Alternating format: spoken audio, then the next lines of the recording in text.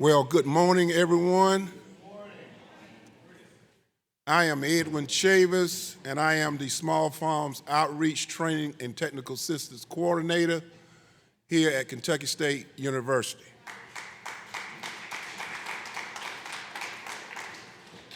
I will be presiding today.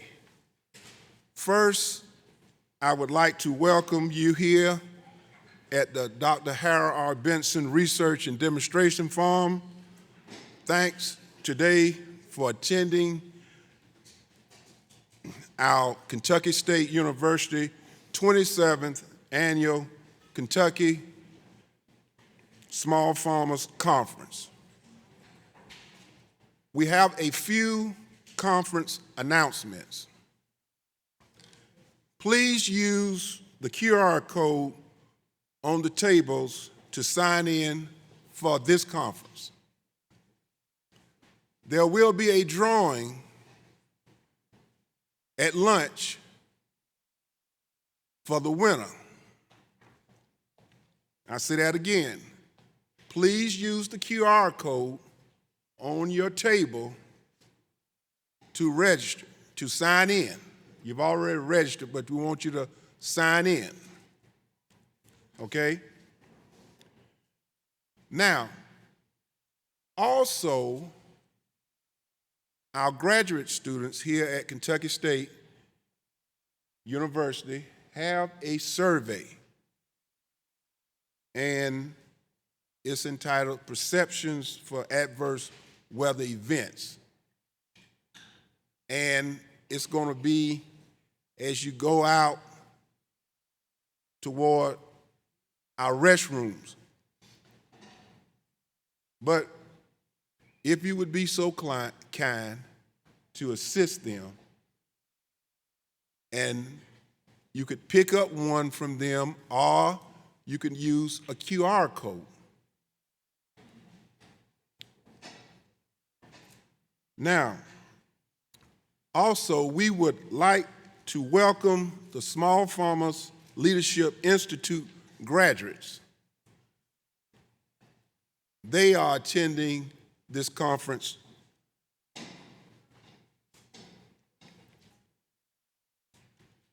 Okay?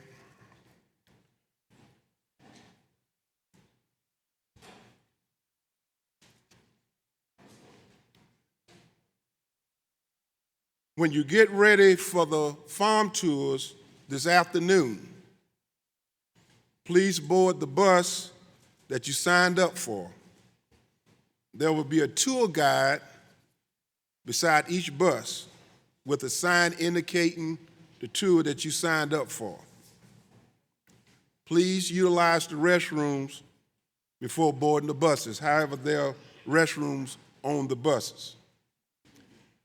Now, for all the attendees that are staying at the hotel, breakfast will be served at 6:30 in the morning, and the buses will leave from the hotel to this location at 7:30 in the morning.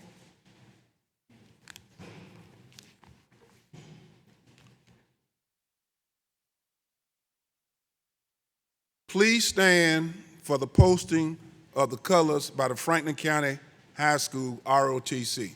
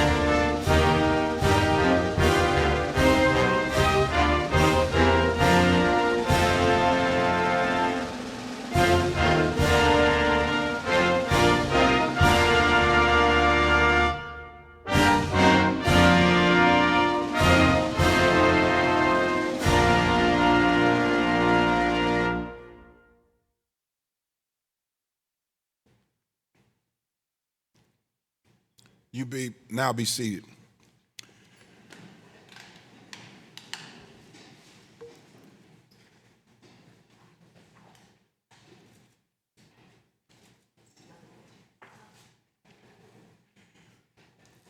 We will now have welcoming remarks from Dr. Marcus Bernard, Dean of the College of Agriculture, Health, and Natural Resources, and Director of Land Grant Programs here at Kentucky State University.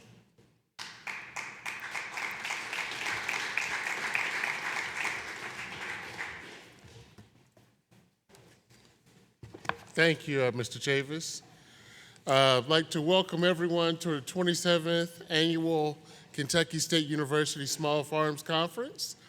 We are excited that you're here and what we're going to cover over the next few days. Do we have any elected officials in the room? What about government officials? Can we see a show of hands? Thank you for coming out and being with us today. Do we have any farmers in the building? All right, thank you. And to all those that planned, worked on the committee, and have supported pulling this conference together, could you show your hand? We really appreciate all you did to put this together. I'll be brief in my remarks. One of the most striking things that I've heard over the past week and a half, I believe it's been, is something that I say is the only constant in life, and that's change. Change is the only constant. Anybody familiar with what was the Farmer's Almanac? And you see what in a little over 200 years has happened, that they're going out of publication? You know, I chose to go into agriculture because I knew as long as people have to eat, that I'll always have a job, an opportunity, be able to start a business or make a difference in the world. Well, I've come to learn and see over my life just how change can impact all of us. And as many of you know, especially the farmers in the room, change happens. And if we don't change with that change or make adjustments or modifications, we can be like what happened to the almanac, Farmer's Almanac. And that's not the future that we want for our farmers in Kentucky or in this country, in the world. We know how important you are. And so I task my team and I ask you for your full engagement during the conference. And as my president would say, don't be easy on us. We are here to serve farmers and communities in the Commonwealth. And we can only do that with your engagement, your feedback, and helping us or holding us accountable for speaking to and serving the needs of the farmers and the communities in this state. You are very important to us, and we want to make sure that we're on top of our jobs. So I thank you for being here. I look forward to a great conference, and welcome.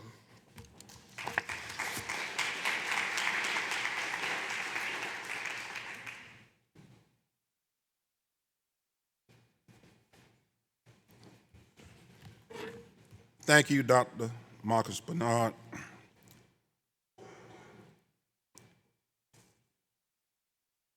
Our next presenter is Mr. Bill McCoskey, Deputy Executive Director, Kentucky Office of Agricultural Policy.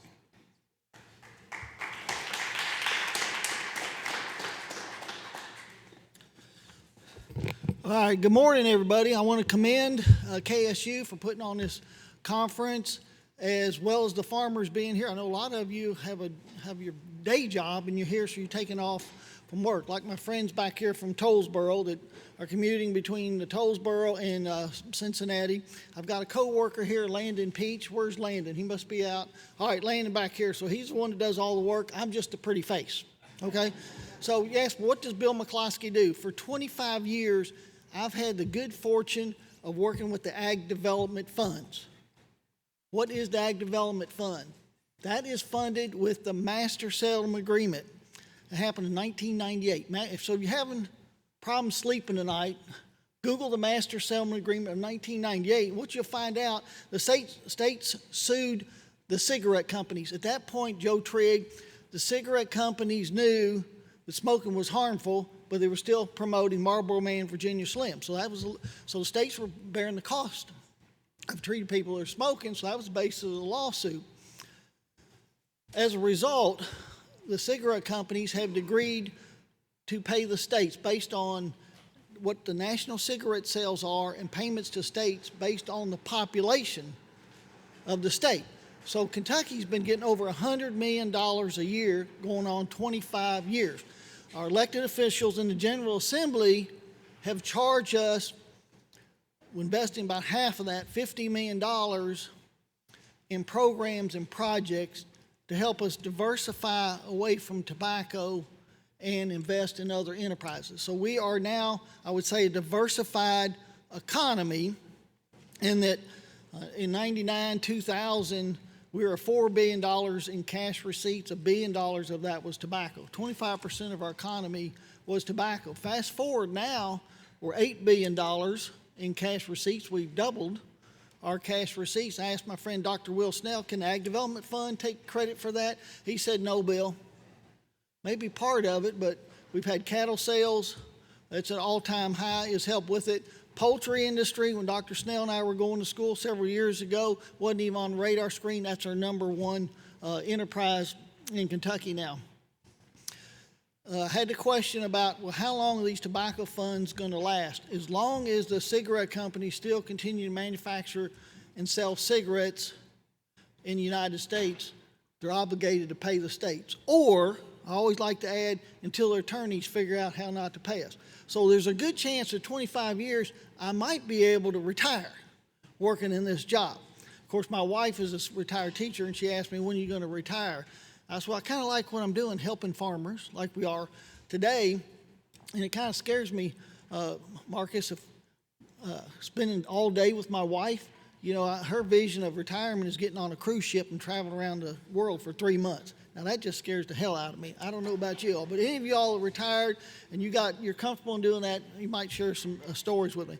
So if I had a title of this speech, it would probably be, there's never been as many resources available for small farmers than there is today, between the federal programs, which I'm sure you're going to hear from our friends at the feds, and the state of Kentucky. And that's the program I worked with for 25 years. Now, when I started 25 years, here's what we started with. Everybody see that? A blank piece of paper. Blank piece of paper. So we were challenged with how are we going to impact agriculture economy, how are we going to help our farmers diversify, maybe establish a new operation. I think some of y'all are here to talk about establishing an operation, how we make it more efficient operation. And that's what our office is challenged when investing these monies into program and projects that provide opportunities for you to do that. We have money allocated based on the money we receive. We allocate money to each county. I've been talking to my friends in Jefferson County. Jefferson County gets an allocation of funds. I want to talk more with them about how they can tap in to the county agriculture development funds in Jefferson County.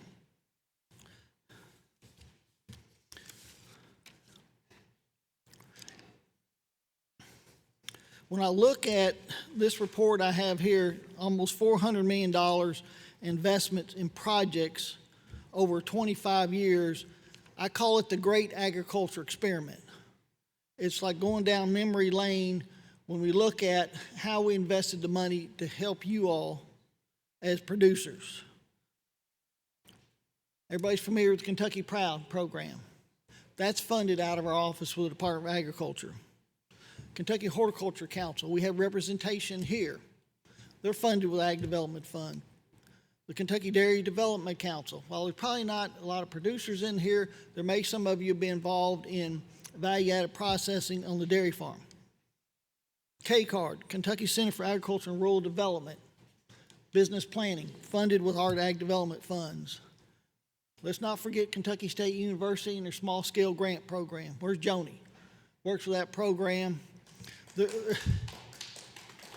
That's funded with Ag Development Funds, and they're on the agenda this Friday with the Ag Development Board. By the way, the Ag Development Board meets the third Friday. I like telling everybody, I'll tell you where I've been for 25 years on the third Friday of every month, getting humbled by board members like this guy right here. He's on the Ag Development Board. Anybody who works with boards know what I'm talking about. And so they're on the docket for a $1.4 million award to continue the small-scale grant program. So I'm here to tell you that program is going to continue for at least another 2 years. So, Kentucky State University is doing a great job with that program as well. Community Farm Alliance, I think Marissa is going to be here to talk about funded with Ag Development Fund. Kentucky Highlands Investment Corporation, Michael Hayes is here. Raise your hand. He manages a microloan program, $10,000 producer at 1% interest available.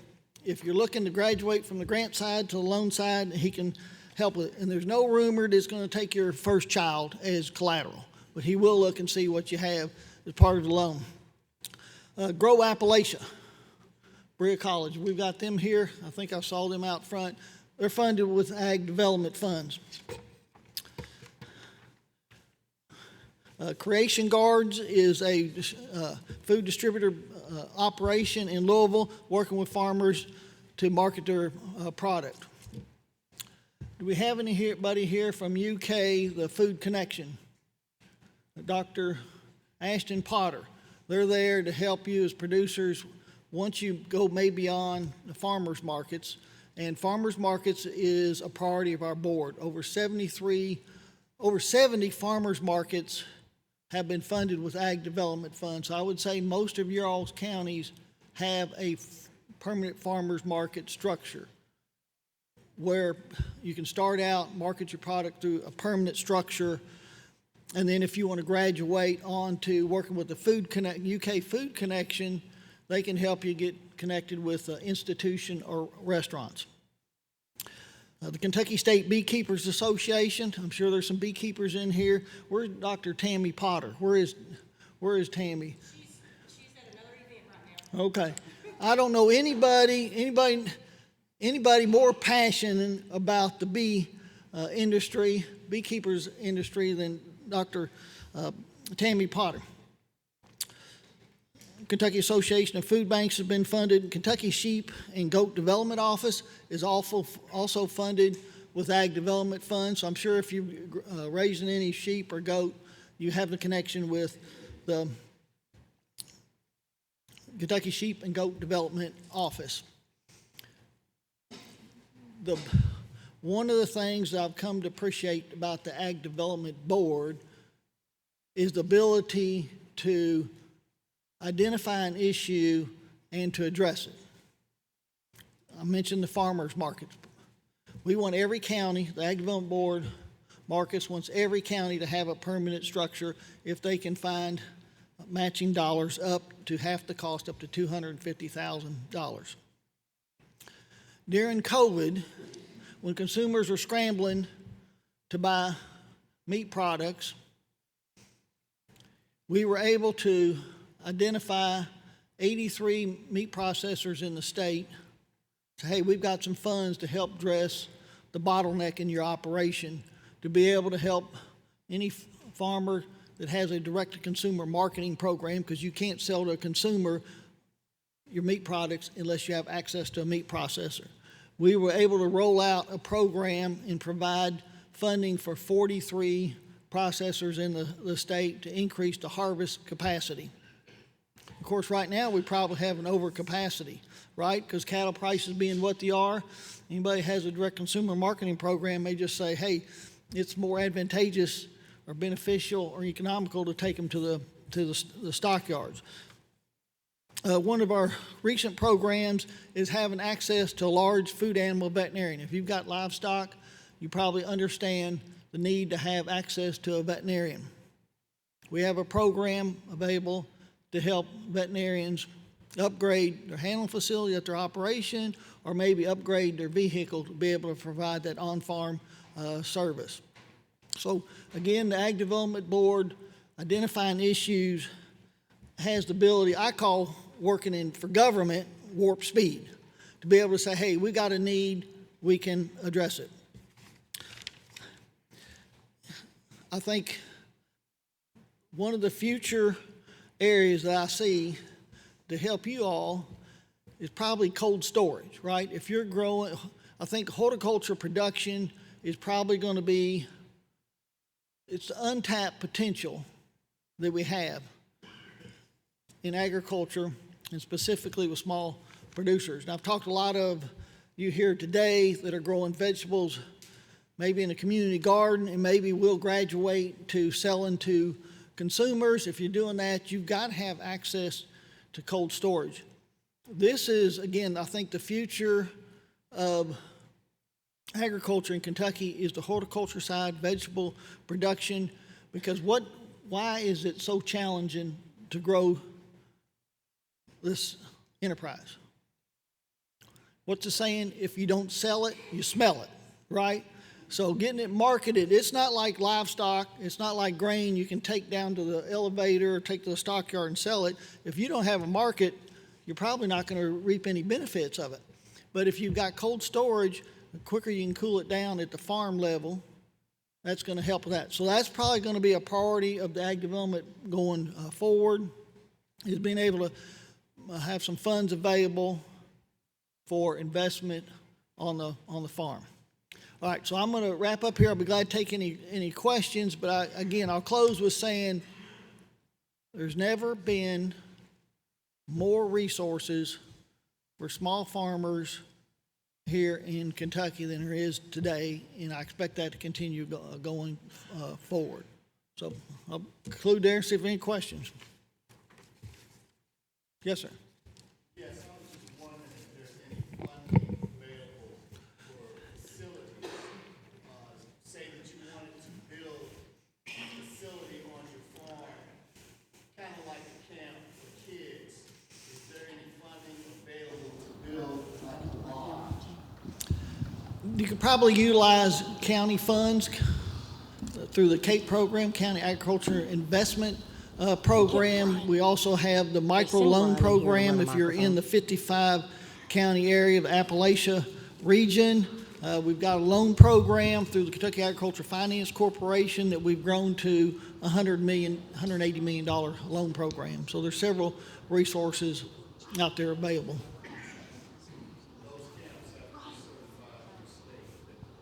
As far as I know, that's not an area that I work in, so, but that sounds like most likely if you're going to be involved working with youth that you're probably going to have some certification. Yes, sir. Do you have any plans on expanding resources or working with urban farmers? I know you talked about community gardens, but what about people who may want to, you have a lot of urban farmers, and sometimes there are barriers for those resources because they're in an urban area. So are there any plans to kind of try and remove some of these barriers and make things more streamlined for urban farmers? Well, I think there is a priority on urban farming with Kentucky State University. There's a group back here. Raise your hand back over here. This group over here, they're very involved in right here, and also University of Kentucky. So we're fortunate that we have this network of extension in every county. Not every state has that. So that's one thing.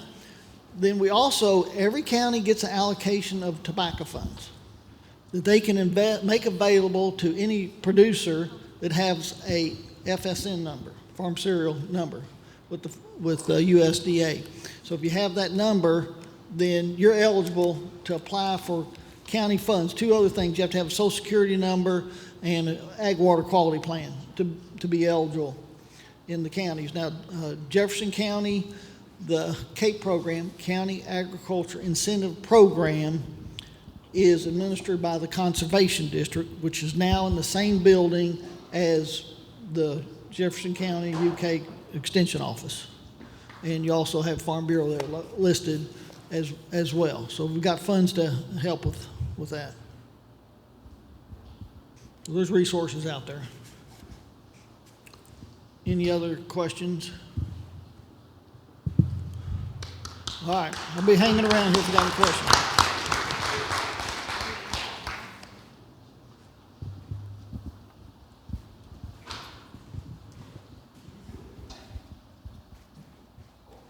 Where's that right? That's right there. Oh. He wasn't there a minute ago.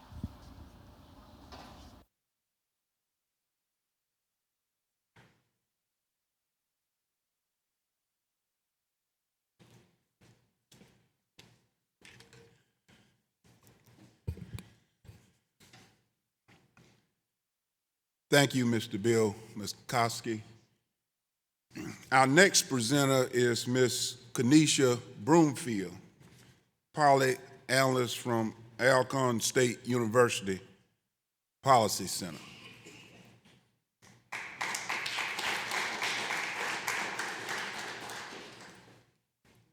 All right, good morning. Y'all a little quiet in here for me. I'm from Mississippi, so we do things a little louder. All right, as Mr. Chavis said, my name is Kenesha Brumfield, and I serve as a policy analyst at the National Policy Research Center. You all may have formerly known the Policy Center as the Socially Disadvantaged Farmers and Ranchers Policy Research Center, located at Alcorn State University, but we've recently undergone a name change. So now it's a little shorter, a little simpler, still as sweet, but that's the National Policy Research Center. I stand before you today in the absence of our executive director, Ms. Alora Spate, who was actually scheduled to present at a different conference. So she gave me the opportunity to present here and talk policy. Now, it's very difficult, if anybody knows anything about policy, to come up after someone was talking about dollars and cents, right? Policy is a little less cut and dry. I don't know which side of this thing I want to stand on, Mr. Chavis. I'm just going to turn it a little bit. Policy is a little less sexy, if you will. We're not really talking about dollars and cents, but we are talking about how you get there, right? And so to answer your question, you had a question about urban ag and what is happening on the funding side, and are there funds available for urban producers? Well, that's one of the areas that we study at the Policy Center among the 6 buckets that I'm going to share with you all in just a moment. Now, I promise to stay within my allotted time. So a little bit about the Policy Center. The Policy Center was established in the 2014 Farm Bill, and the Policy Center was established to be a place where we would study the effects and impact on ag policy as it pertains to farmers across the nation, but with a specific and particular emphasis on those farmers in the Black Belt and Appalachian regions. So that is what our work specifically focuses on. Now, I get really excited about policy, as many of you all will see tomorrow when we're talking about the Farm Bill. But to keep things short and sweet, we really focus right now on 6 priority policy areas. We began in 2015, because it was established 2014 Farm Bill. We began first with 4 priority areas. That was the impact of current agricultural policy on farmers nationwide, land loss among select farmers and producers, participation, or the lack thereof, of farmers as it pertains to USDA programs and services, access to resources, which we later expanded to include access to technology, access to credit, and access to capital. And more recently, we expanded our research priority areas to include youth programs and the pipeline so that we can have more ag workers and ag professionals, and then also community and urban agriculture. So I got really excited about that particular question. Since that time, we have focused on developing what we call policy recommendations at the federal level that can then be tailored as it pertains to your particular or specific state and locale. Let me give you an example. If one of our recommendations, I don't have to say if, actually let me just go to it, right? And I'll share what that particular recommendation is, right? So you asked, and I'm gonna just pick on you a little bit, but not too much, because I'm from Mississippi, so of course we're nice. We're the hospitality state. Say that again. Really, I'm a Tougaloo alum. I love it. Okay. So urban agriculture, right? If that's what we're talking about, amongst our 13 other recommendations, our recommendation for urban ag at the federal level is to provide funding to enable cities to better support urban producers by creating an overall plan for urban agricultural growth. This would include establishing separate programs and authorities specific to urban farmers and communities. Then it goes into great detail, that particular recommendation, about how to do that, right? This is what the current policy looks like. This is how we can tweak it to be a little bit more specific and usable for urban producers. Then what we do at the Policy Center, to the extent that we're invited to do such work, we'll go to conferences such as this, and we'll say, here are our overall policy recommendations. How can we help you communicate these recommendations in a way that is helpful to the people here in Kentucky, for instance? So I've shared with you our 6 core policy priority areas. I've shared with you one of our many recommendations, one of our 13, and then tomorrow we'll go into more depth and detail about the work that we do at the Policy Center as it pertains more specifically to the Farm Bill and Farm Bill advocacy. One thing I have not mentioned yet, and I'll end with this, is a part of our work, and I think it's really the most important part, right? Because if you don't have friends in high places, then how are you really going to get these recommendations across? Well, we work hand in hand, not only with USDA, but also with congressional staffers. We have a policy cohort that we have created where we sit down, we talk about the recommendations that we have received and created by attending conferences such as this one, identifying any issue areas and anything that's working, and we say, hey, look, this is what we want to see in the Farm Bill, right? This is what we want to make sure is kept in the Farm Bill, and this program has not been working so well for farmers and producers. So can we tweak the language, or can we add more funding to the appropriations part of the process so that we are able to better assist farmers and ranchers across the nation? So I'm going to stop there, and I'm sure that you all enjoyed hearing about policy just as much as you did funding, but are there any questions? No questions? Oh, yes, ma'am. Policy include food, does ag bill include food stamps? Are you talking about the tradition, the nutrition particular parts of the Farm Bill? There are parts that are specific to nutrition that does talk about SNAP, et cetera, et cetera. So there is a part of the Farm Bill that's specific to SNAP. Now, are you gonna come to our session on tomorrow about the Farm Bill? Because if that's the case, I'll make sure that I have examples specific to the nutrition particular part of the Farm Bill. It's tomorrow at 1:15, right, mister? That's right? Mr. Chavis? 1 o'clock? Tomorrow at 1 o'clock. There are several breakout sessions, and I get the opportunity to just kind of tout ours a little bit. So I'll make sure that I have a specific example of that. Now, the Farm Bill in and of itself is thousands of pages long, right? And so if you ever want something additionally to read, you can always check out the Farm Bill. Most of our work as it pertains to the producers that we serve either falls within the credit title or capital title, and then there are some programs that fall within the nutrition title that we're focusing on, especially as of late and what we've been hearing about opportunities for producers. One example is in recent years, farmers had a very good experience, or shared with us through our surveys and research, that they had a good experience as it pertains to programs that allowed them to better work with local grocery stores especially grocery stores that did not require a specific amount of produce or required a specific amount, but on a less regular basis, so that they could really tweak those programs and then still be allowed to be compensated up front. And so we've heard good feedback about those programs that will fall under the nutrition title. But we're going to talk about all these things tomorrow. Are there any additional questions? Because I think I have 2 more minutes before my time is up. Yes, sir. I have a quick question, but I will speak with you after the session so we don't take up too much time, but specifically about the youth in the pipeline. Oh, yes. You want me to talk about it really quick? Okay, so as it pertains to our youth recommendation, I'm going to just pull it up really quick. I have all of our recommendations here, but I didn't want to pull them up because then I know I would have gone over time.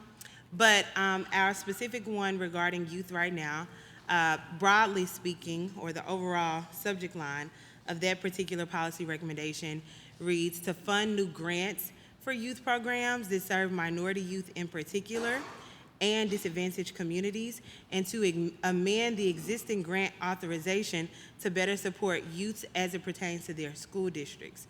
So one component is specific to the school districts, the other one is more specific to the community. We recently had a research project that wrapped up in North Carolina, Virginia, and I'm missing one of the states, Florida. North Carolina, Virginia, and Florida. Those were the focus areas where they really looked at the pipeline of youth who were engaged either through the school system and or through the community. They also looked at the funding piece and what the funding levels were at the local level, and then they looked at it at the national level to be able to say, okay, we're not matching apples to apples here, right? We're not even matching apples to oranges here, right?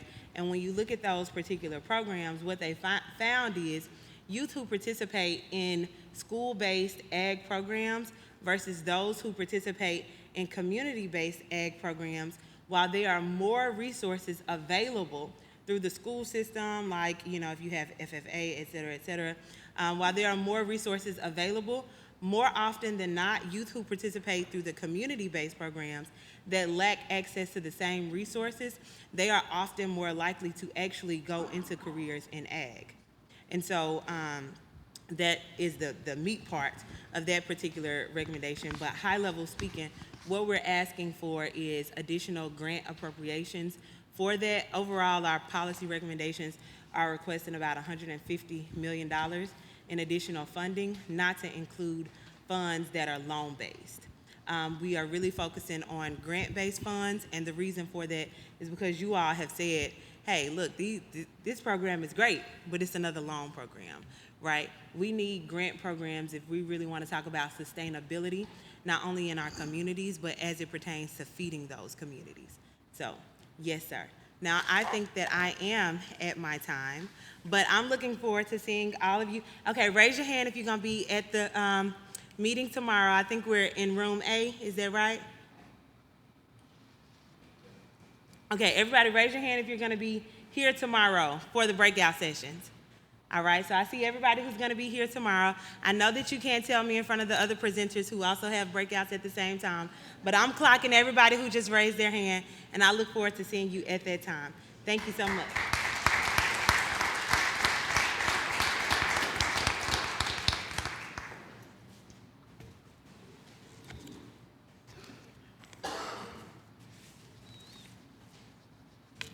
Thank you, Ms. Broomfield. Next, we have our USDA programs. We will first have presenter Mr. Eric Alness, Natural Resource Conservation Service State Conservationist.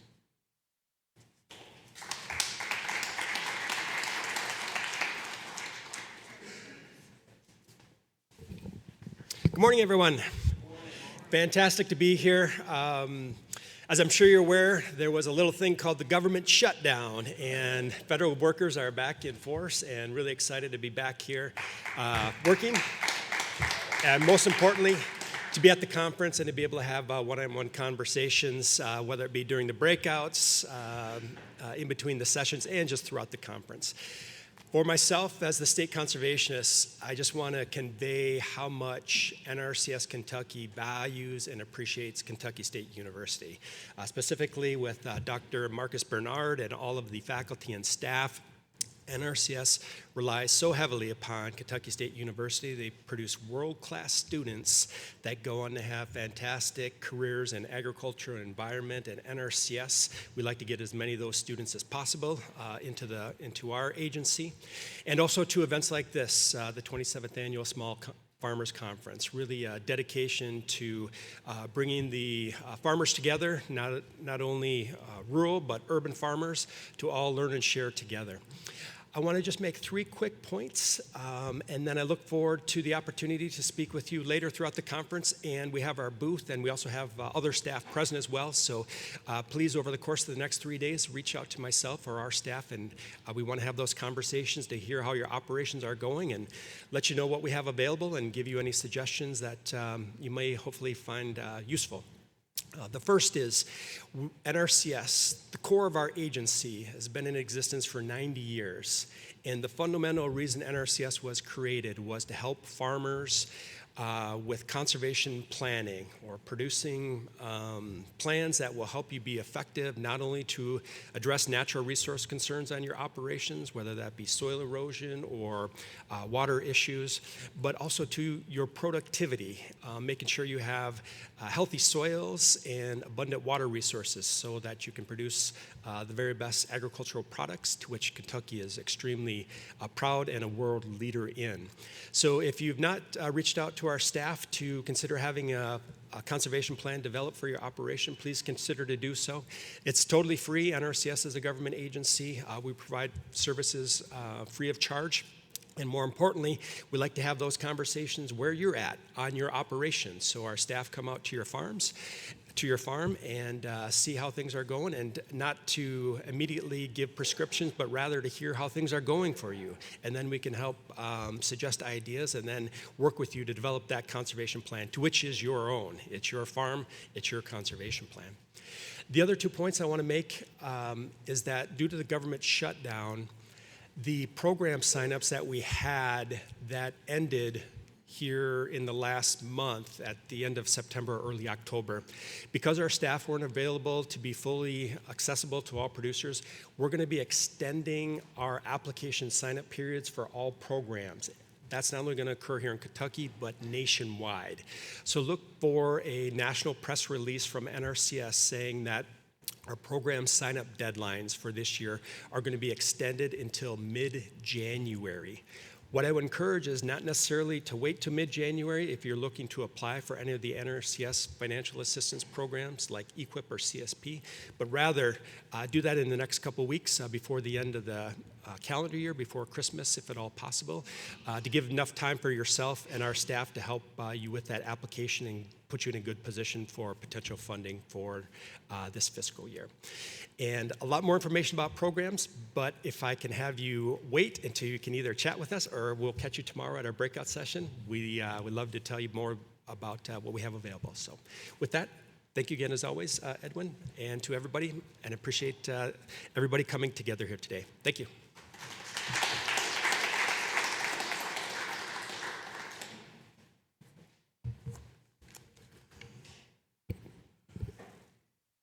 Thank you, Mr. Aldness. Next, we will have Mr. David Wayne, Farm Service Agency, State Executive Director.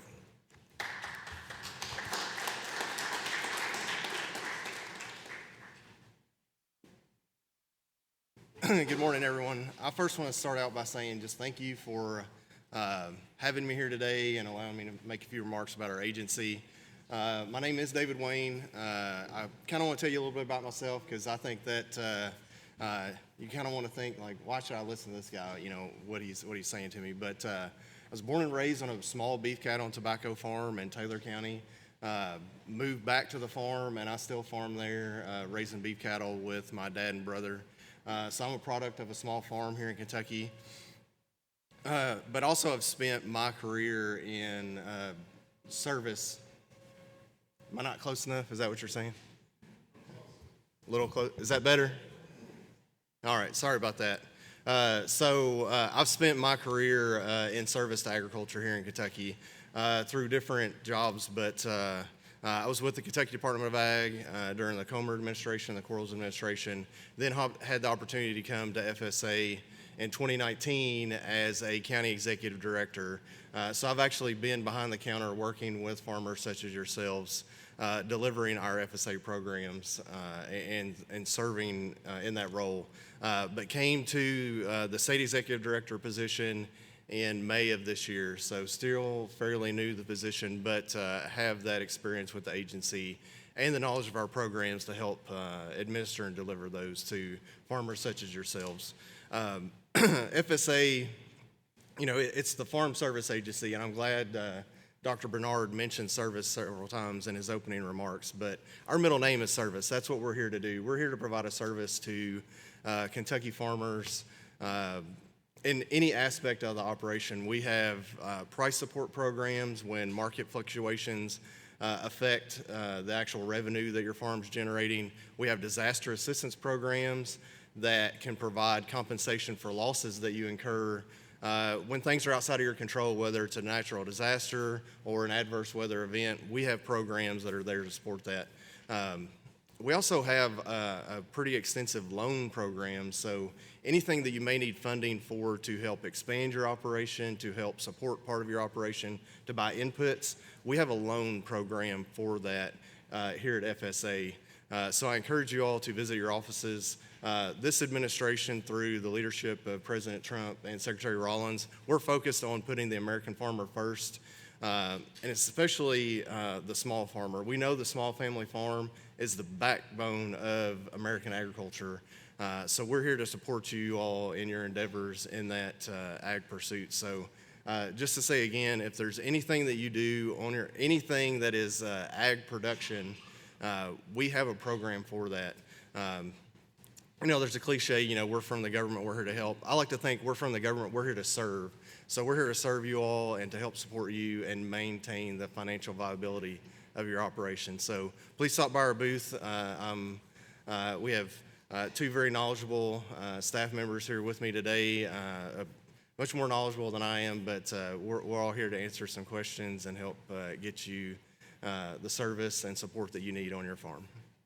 And I'll entertain any questions if anyone has any.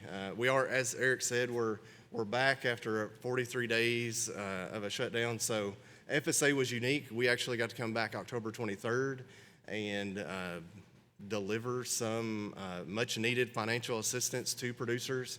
Just to give you an idea of what we did during a shutdown, Secretary Rollins actually leveraged some remaining funds through our Commodity Credit Corporation. So we delivered, I think it was about $56 million to Kentucky farmers during a government shutdown. So that is kind of unheard of for FSA in our years of existence. So it was great to be able to do that for Kentucky farmers. Just to give you our presence for the state, we have 283 employees that are distributed amongst 64 service centers. 64 of those service centers, or 16 of those 64 service centers have a farm loan team. So we have a pretty broad coverage of the state of Kentucky and employees in place that are eager and willing to serve you all on your farms. You want to have any questions?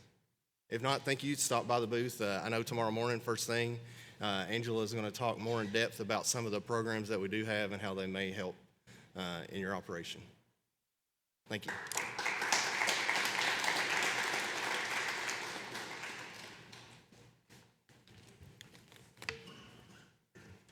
Thank you, Mr. Wayne. Next, we will have Community Farm Alliance, Ms. Marissa Christie, Executive Director.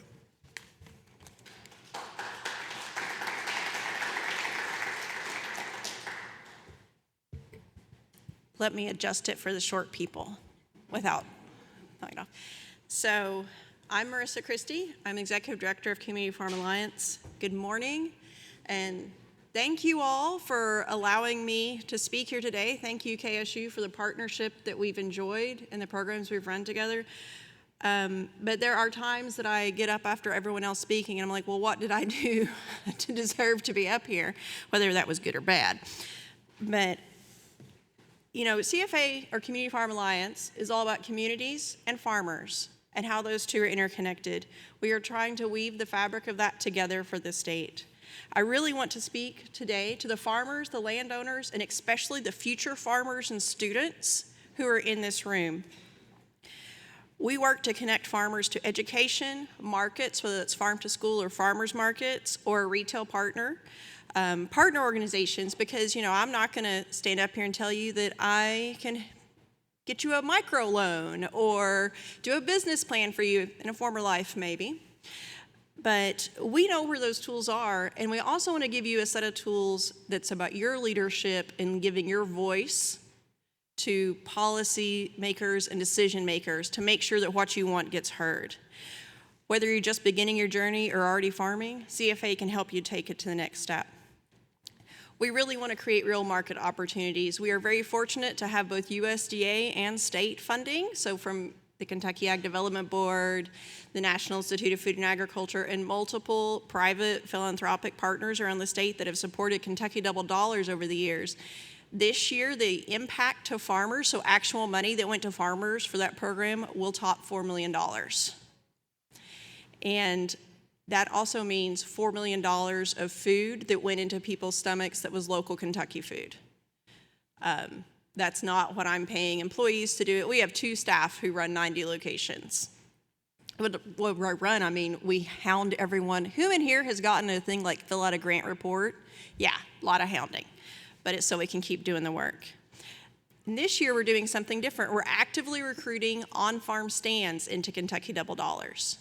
So we're doing that new for 2026. We also have partnered a little bit with Kentucky Farm Bureau for their existing farm stand program, but we are looking for any farm stand that wants to run SNAP through their farm stand. We can help you get set up with SNAP. We can double your incentives on SNAP.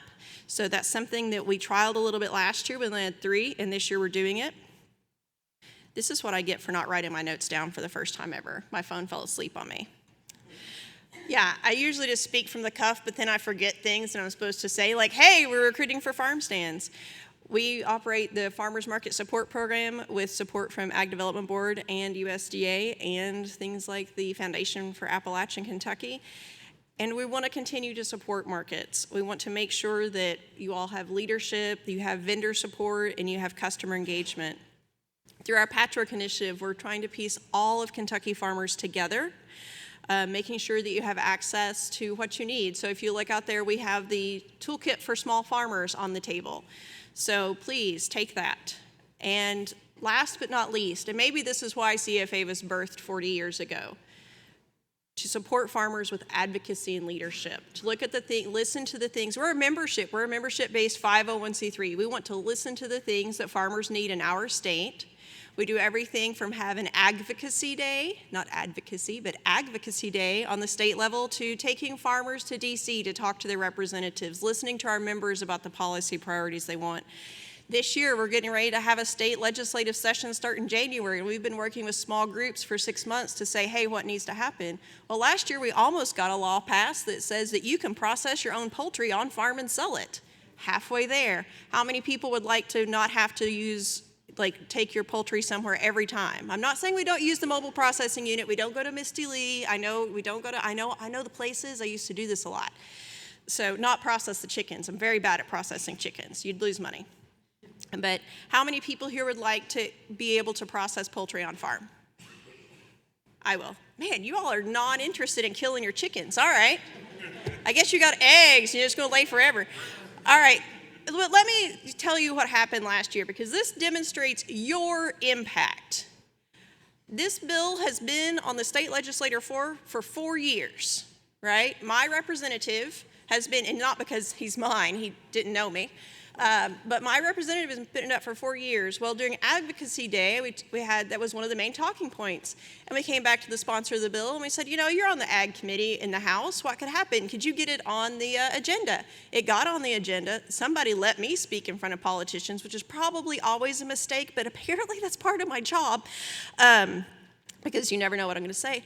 It passed the House with not a single dissenting vote. Do you know what kept us from making law? We just needed to get it on the Senate committee, okay? But you know what made that happen? I have legislators that don't know, who don't know me from Adam. I went to Frankfurt a total of 3 times during the legislative session because I am not a politician. But I had legislators coming up and saying, do you know Judd? Is he one of your members? Because he won't stop emailing me. I have no idea who Judd was, all right? But Judd he was one of the 80,000 people who shared our Facebook post. I went and found him. And he was emailing and texting his legislator. That is your power. That is why that passed the House with no dissenting votes. So join us. Come to our training session. She mentioned there's going to be a Farm Bill training session. Please go to that. We have a session tomorrow on risk management on your farm with Nia Rivers. Sandra Ballou Barnes will be here this afternoon through the rest of the conference. So join us. And the notes just went away. So join us in all that, because we want to help you not just understand how policy affects your farm, but how to use your voice. We want to help you make your farm more profitable by giving you more markets. We want to implement things that really help you on the ground, but if your voice isn't heard, then no one's going to know what you need to say. So join us. And if you want an easy way, just come out there, fill out a card saying what you want, and I will put it into the computer, and then it's on us to call you back. And good news, I have finally figured out after 2 years of being ED, I am no longer the responsible person for calling everyone back. That's a bad business plan, okay? I'm supposed to be filling out really boring grant reports and preparing to talk, apparently.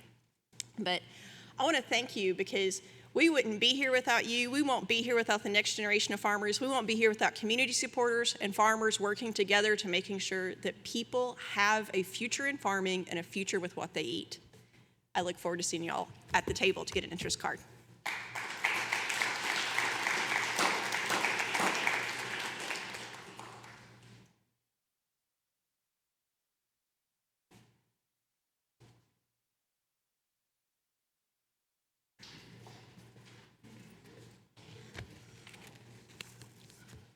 Thank you, Ms. Christie.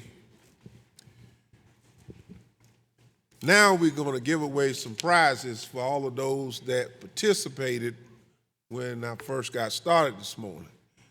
So the first winner is Ms. Tina Badgett.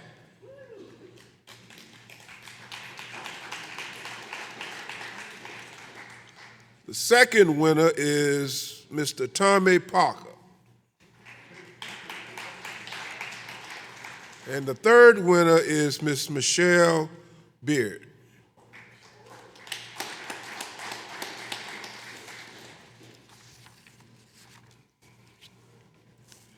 Okay, we're on schedule. All right, we're getting ready to go ahead and get into our farmer success stories. We always have done farmer success stories, and it's been something to display what our farmers are doing across the state of Kentucky. Also, this first farmer, Ms. Jane O'Tiernan, that will be up here, she is, I call it original. When I first started here at Kentucky State 29 years ago. But she's going to come up and tell you about her operation, Jane's Garden Flowers.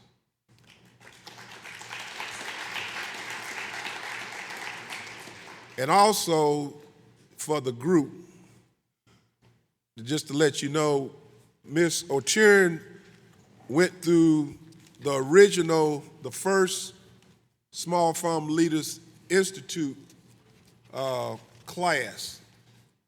And matter of fact, I know all of them might not be here, but some are out in the audience I know. Y'all stand up to be recognized. Come on, y'all stand up. Tillman, Frank, Beth. You were in the Small Farms Leadership. They know who I'm talking to. The Small Farm Leadership Institute group, stand up.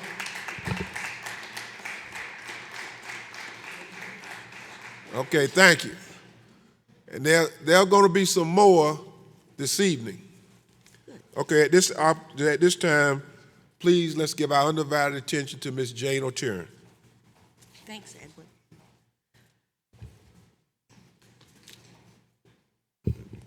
I've never done a PowerPoint before. My daughter did this for me. She says she does this all the time. So I'm gonna say next, and then you can turn it. Don't change it. This is the back of my van when I was getting ready to go to farmer's market in the winter, because you have to load at night. I grew up on a farm that my dad grew up on. We had about 15 acres. He bought the farm next door, and then we had 30 acres. This was Indiana. It was flat. They had 4 cows, we had pigs, we had chickens. My cousins gave me a horse when I was 12. My dad put me in 4-H. Pretty soon everybody in my neighborhood had horses, and we were all in 4-H. My horse kicked the judge. Anyway, I decided I was going to come to Kentucky because I was going to be a horseman. And my dad sold a cow, made $400, paid my first semester tuition to UK as an out-of-state student. I went to UK, I didn't stay in horses. I did graduate, I became a math teacher. Then I got a job as a social worker when food stamps first came in. I was married. I got pregnant after 3 years. You can't work for the state in 1970 and be pregnant, especially if you're working with pregnant mothers. So I got fired. I sued the state. You can now work for the state and be pregnant up to the day you had the baby. They took me back. I became a foster care worker with children in foster care. I stayed with, this is a hard job, working with kids that have been abused and neglected. It's a hard job. Some of these kids you get as teenagers. I still have a couple of them that were on my caseload. The oldest one is now 66. I lost my job at Child Welfare 2 because they said I was too concerned about the well-being of the child, not enough concerned about the well-being of the state. I got a job as a waitress. This time my son I had a 5-year-old. My parents are kind of distressed as what was going to happen to me, so they helped me buy a house and had a big yard. So using my shovel and hoe, I put in a garden, and I grew vegetables, and I got another job at Alfalfa Restaurant, which the Blues bought, and eventually they may be catering our meals tomorrow. So I was working at Alfalfa Restaurant, and they let me sell vegetables to them. Then they let me sell flowers on the table. So I did this for a few years, and then in 1980, I got married. At the same time, I started growing more flowers, and they wouldn't all fit on the tables at the restaurant. We only had 15 tables. So they said, go to the farmer's market. I did. I went to the downtown Lexington Farmers Market. I made $35. I thought I was going to do as well as I could waiting tables at lunch, so I just stayed selling at the Lexington Farmers Market. My husband and I bought a farm. We had 3 children. We got a tiller. I started farming using a tiller. After several years, you can change the page. Yeah. After several years, my kids started selling with me at the farmer's market. My oldest son was starting college when my youngest one started kindergarten, so they all had a good opportunity to go to farmer's market and sell.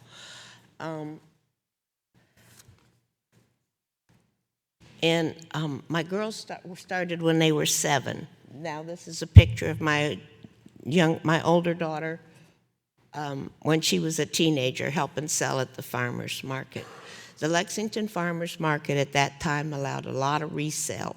I sold across from a guy that worked at a wholesaler florist, and he would buy out the wholesale roses and bring them to the farmers market and sell them for $3 a dozen. So I thought, well, $3 must be what you're supposed to sell plants for, $3 a dozen, so I did. A few years later, in the early 90s, my husband and I split, and I was truly devastated. I didn't know what else I was going to do.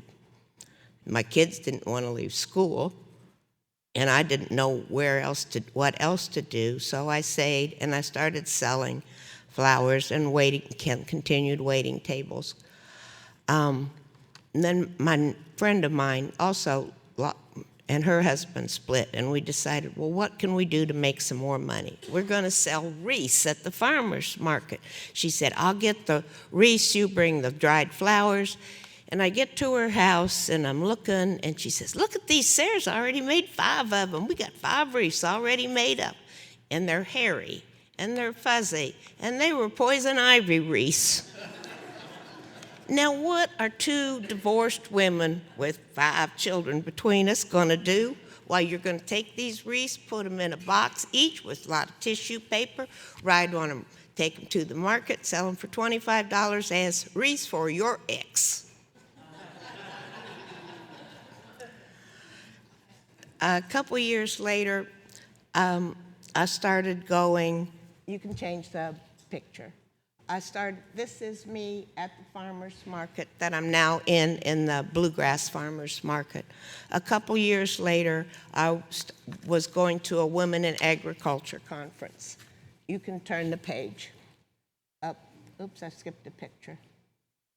Nope, skipped a picture. Nope, you're too far forward. Back up, back up, back up. One more, one more. Okay, guess we'll stay there. In 1980, 95 maybe, 94, 96, I met the Jenkins family at the Women in Agriculture conference. The Jenkins family was one of the first organic black farmers families in Kentucky. And they told me about a program that was at Kentucky State University for small farmers. So I started coming. And so did other people that I knew at the downtown Lexington Farmers Market. This probably was the biggest change in my life in terms of what would help you to become a better farmer, since I didn't know what else I was going to do. When I started coming to KSU, the Small Farms Program had just started, and the Tobacco Master Settlement had started, and there were starting to be funds.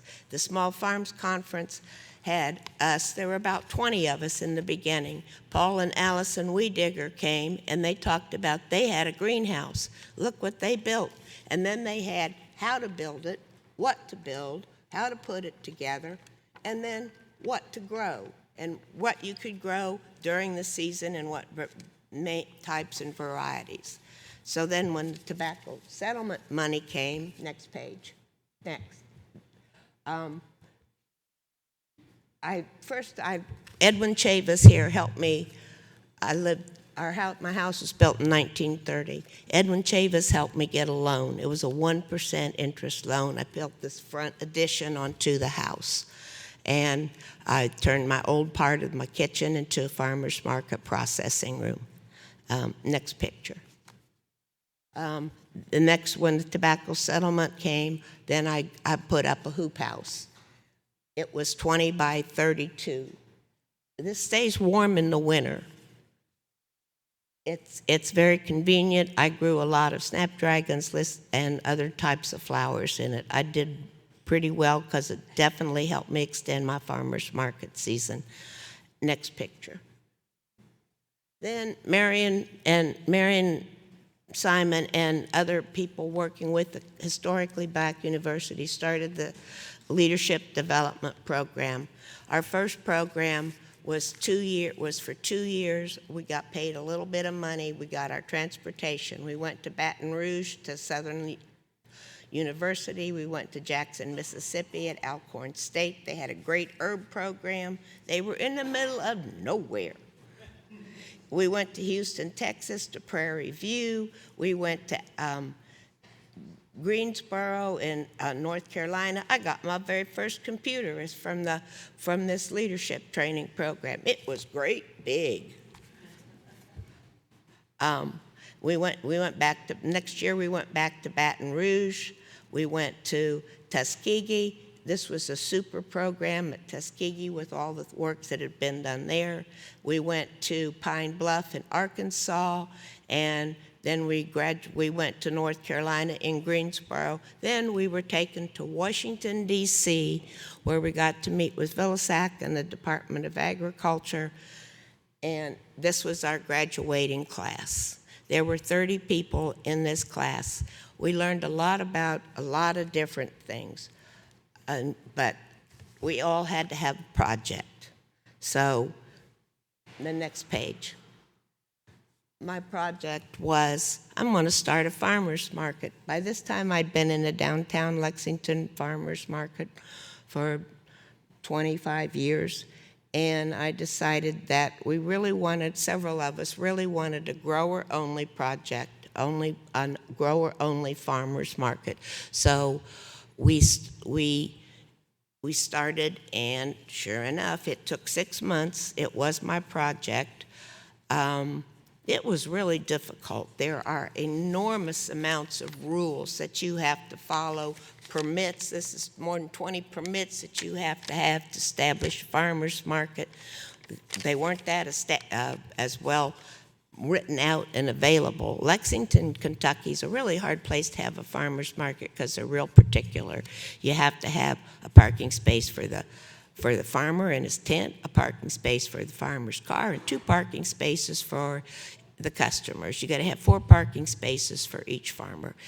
It's hard, and it has to be on concrete or gravel. It cannot be on any dirt or grass. It took us a while, but we did find a farmer's market place that would let us sell in front of a bicycle shop. So here they come pedaling up on their bicycle, and it's really hard to carry a dozen ears of corn and a watermelon, a bouquet of flowers home with you. Right now that we had to move, eventually we had to move, that place got sold. It is now about a half a mile long parking lot of used new cars that are for sale on Richmond Road. We moved our farmer's market to Hamburg Liquor Barn, which is a really good place to be because it's huge and lots of people come. It's right off the interstate and a lot of people go there. This is me at the farmer's market and some other people at our market now too. Next one. Last year, 2 years ago, we won the best place to buy farmer's market because it was all guaranteed local in our market. What we sell, you have to be Kentucky proud. You cannot be in our market if you're not Kentucky proud. You cannot buy from anybody else. You have to grow it or manufacture it. You have to make it or grow it. There's a lot of rules. So we let people in that can do things besides the farmer's market program.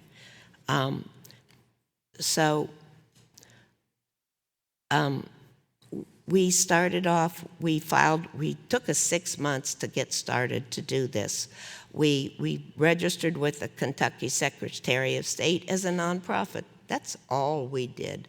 We wrote up our rules, our regulations, and then Dr. Bill Naismith retired from the University of Kentucky, and he joined our market, and he goes, yeah, you guys got to straighten out here, join the IRS, you're now got to get registered, you got to start paying taxes. We're a 501c6 now.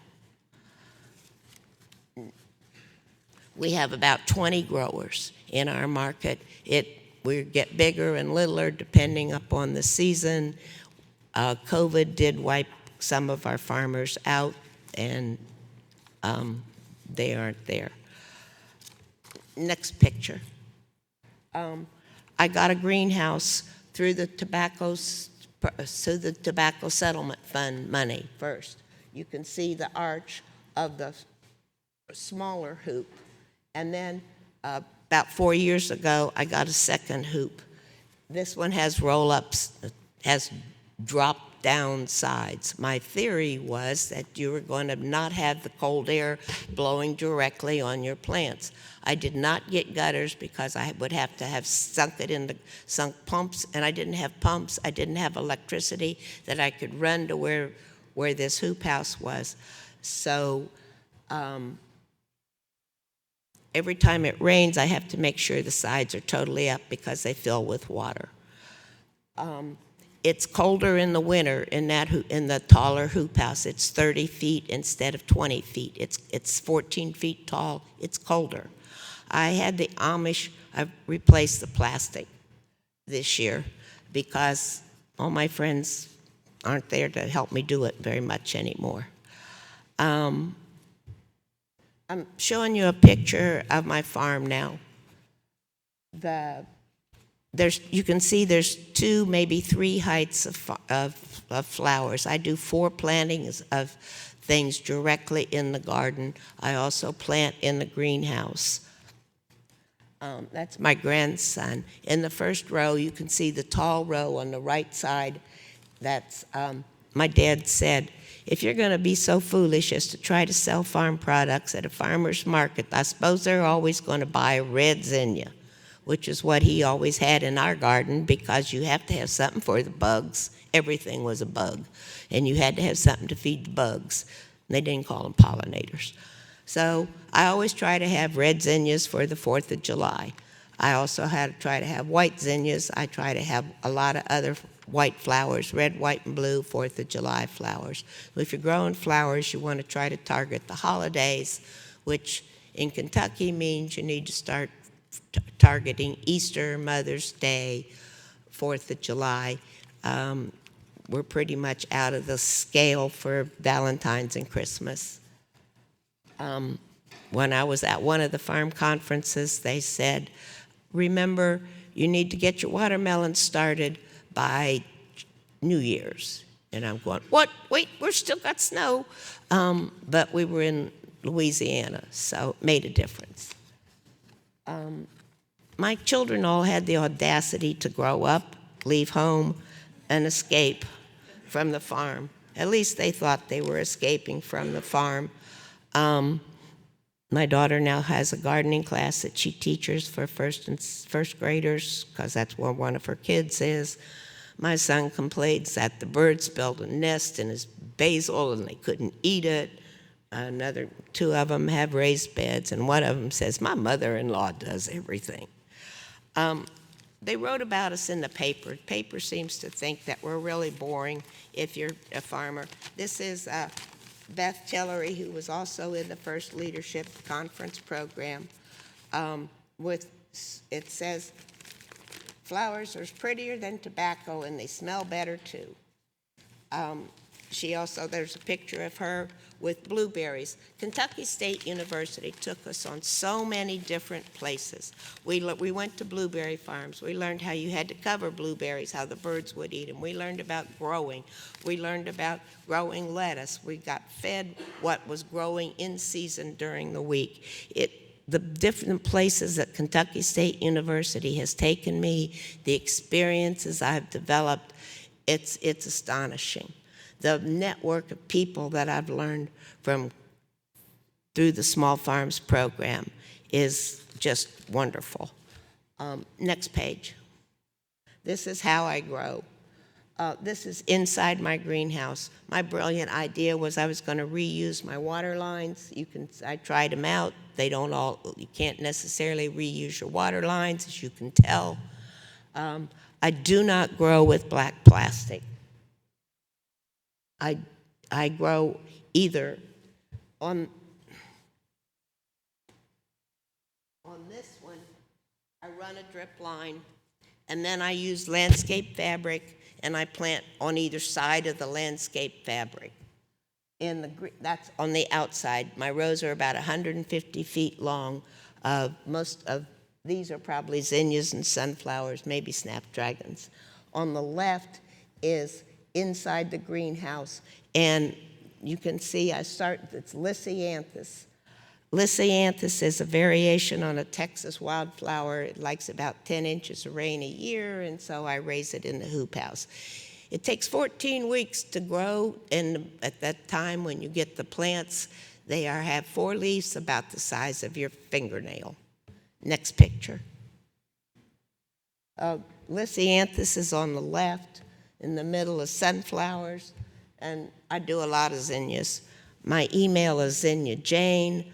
My license plate says zinnias, and I sell a lot of zinnias. But I also sell Lysianthus. Lysianthus comes in a lot of different colors besides pink. It comes in blue. It's sold as blue. People say it's purple. I say it's blue on the 4th of July. It can be purple the day after.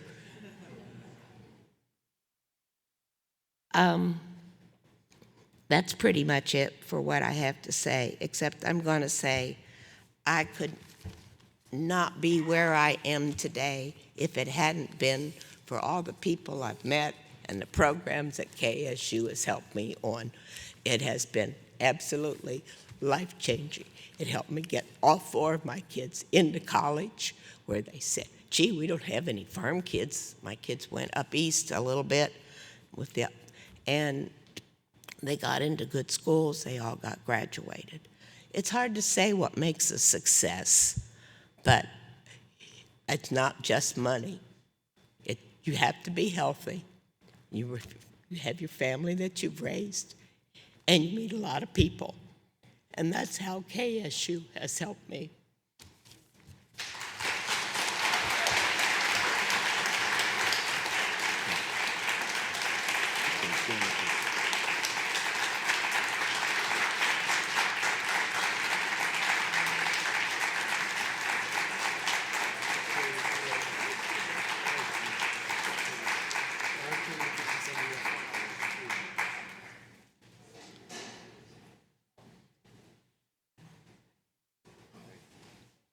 I'm going to say one more thing.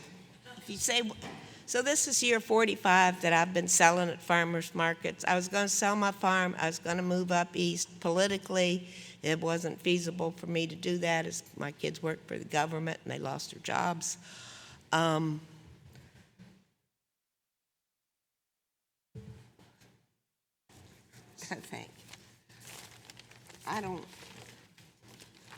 Also, farmland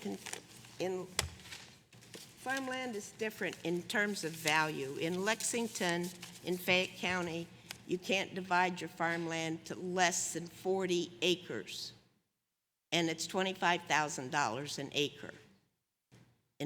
Across the river where I live, my land is worth $7,000 an acre, and you can divide it as much as you want. So it makes a big difference.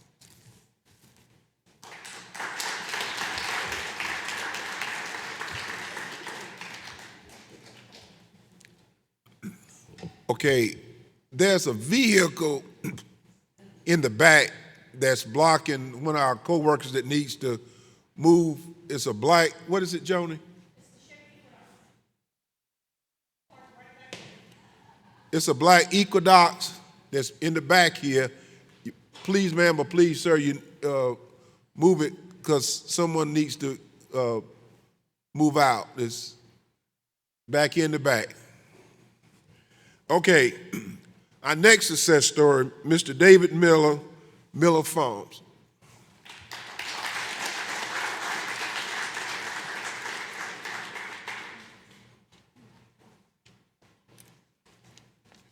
Good morning. Hope all is doing well. I'm just going to give you a brief introduction to myself. My name is David Miller. I'm from Lincoln County. I'm a proud farmer in Lincoln County. I have 130 acres. I'm a 50 cow herd, which I am a very peculiar farmer. I have 50 cows. I let nobody mess with them. I sing to them. I pray to them. I talk to them, and they're very gentle. I want to thank Brother Shavers and Mr. Rivers. If you remember Mr. Rivers, he was one of those guys that got me started with Kentucky State University. I sat on several committees. I used to be the chairman of the FSA committee in Lincoln County.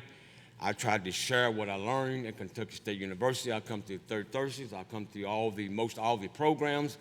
I've been traveling down this road ever since 2008. And I'm trying to still do it as long as I have my health. Now, I want to just share with you briefly and try not to take up too much of your time, empowering farmers a step towards regeneration. In order to do that, we must understand what powering is. I'm doing it through the Kentucky State University. We're doing a project at the farm, and this project was a little difficult to do, but we got it done. At the picture over there is the first day that I'm not even going to try to call the student's name or the name there because it's kind of hard to do. But anyway, you see the picture to the right is where we're getting it together, stepping off the land. There's 4 acres that we set aside on the farm in order to get this project off. The picture on the left is the guys that are helping us to establish the ground and getting the ground ready. So you can go to the next picture.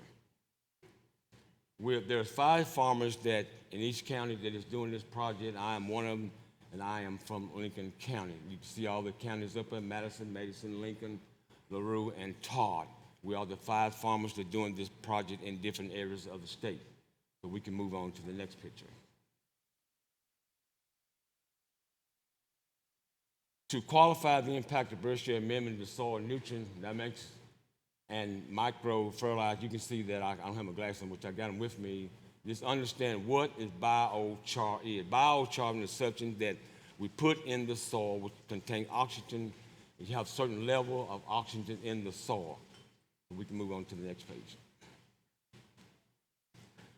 What is regeneration farm? Regeneration farm is a sustainable approach to agriculture that focuses on restoring, enhancing the health of soil. Key principles: building soil organic matter, minimizing soil disturbance, enhancing water retention, minimizing crop. Soil, we must understand that soil is very important. It's very important. You may say that I have an acre, that soil is not important. You might say I have 5 acres, that soil is not important. We must understand that soil is very important. I learned 2 things in life that you can't get. Once you're gone, you can't get life. And there's no more soil to be made. Regeneration practice, cover crops. I'm going to talk about cover crops. Cover crop is very important at soil time. They always say, talk about don't this, don't till, don't do this, don't do that. But I learned in farming that I think that we must understand what soil is and purpose how to take care of the soil. I think over the years that we do some damage to the soil.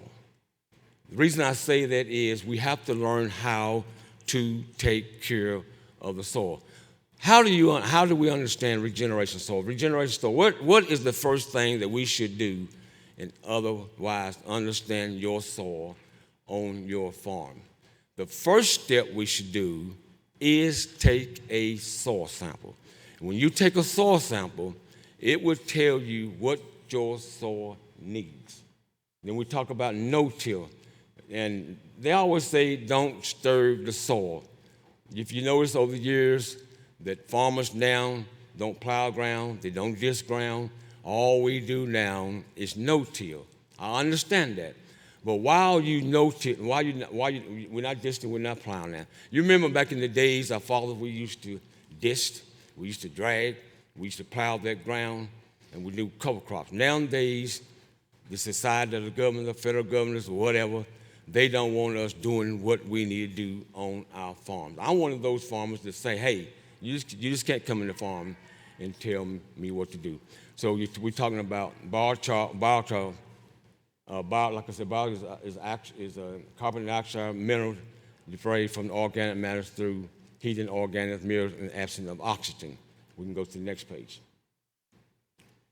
Now, intense tillage, heavy erosion and loss of organic matter, declining production, environmental degradation, increased vulnerability to climate shocks.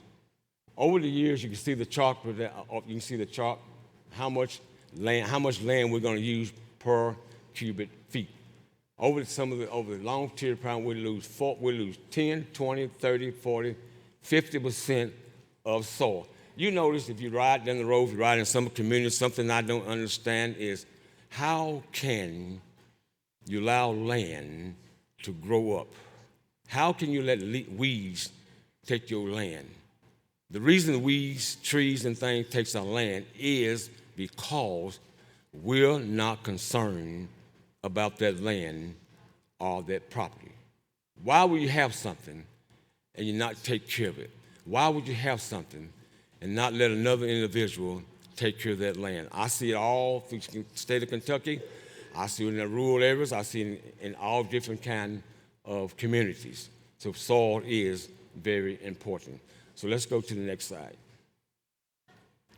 We can see here the benefit of biochar is improved soil structure, increased crop yield, carbon sequestration, increased nutrient retention.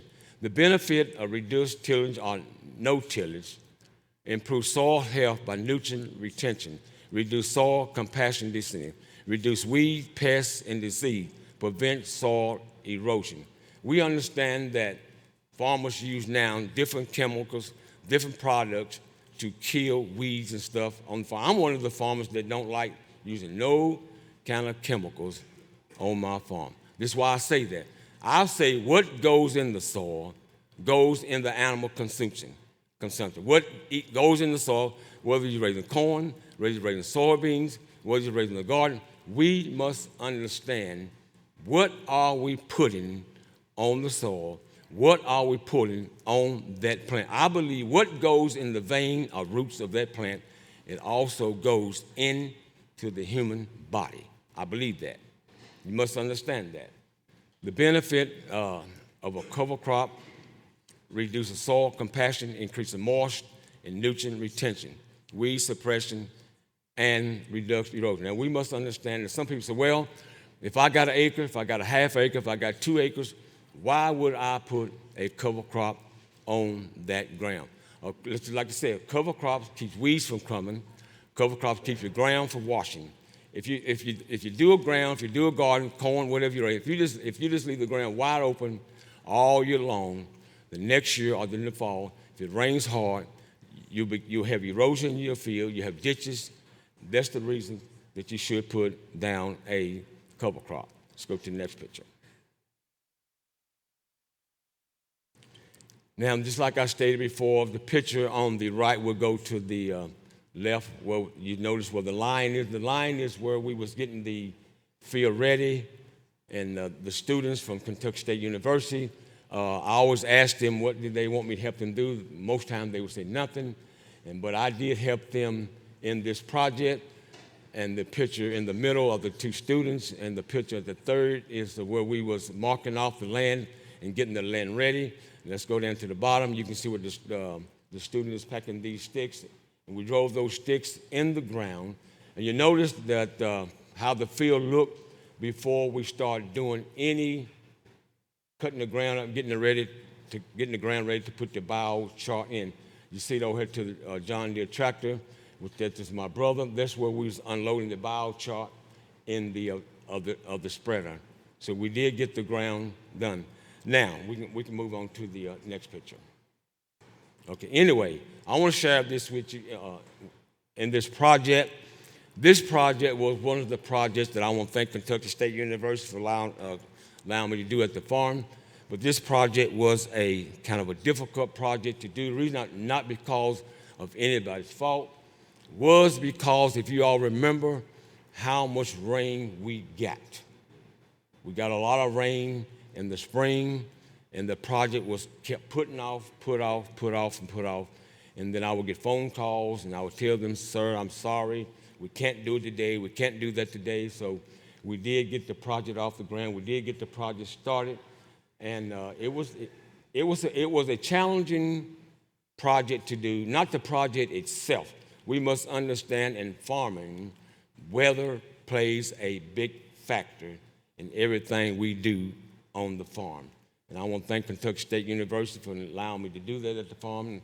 And this project goes to 2027. And I just got one thing I want to leave with you all. Take this in consideration. Don't be ashamed of who you are. Don't be ashamed of the things you don't have. Don't be ashamed of the struggles on and off the farm.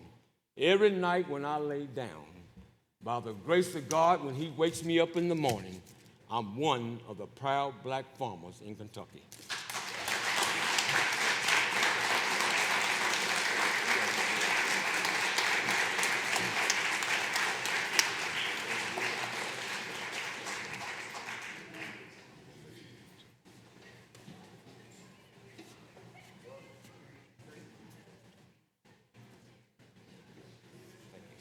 Congratulations. Thank you.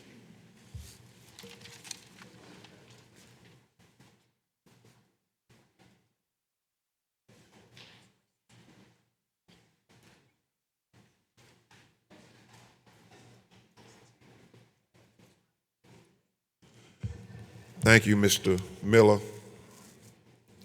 Next, we have a father and daughter, Miss Angel and Mr. Alonzo Blue of Blues Farm.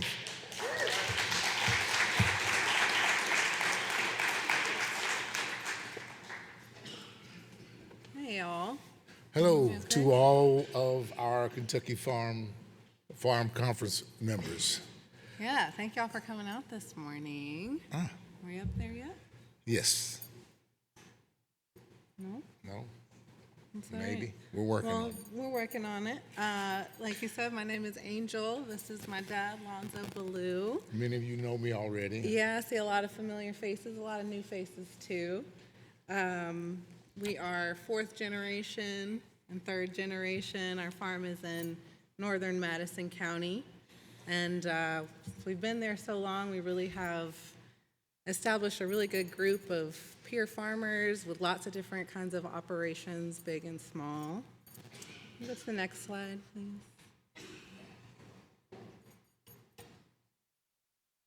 Yeah, this photo here is one of our initial farmers market photos. We built our own little sign, and we were off of Highway 627 in Boonesboro. Of course, I know Ms. Tierman knows where we are. You can keep going to the next slide.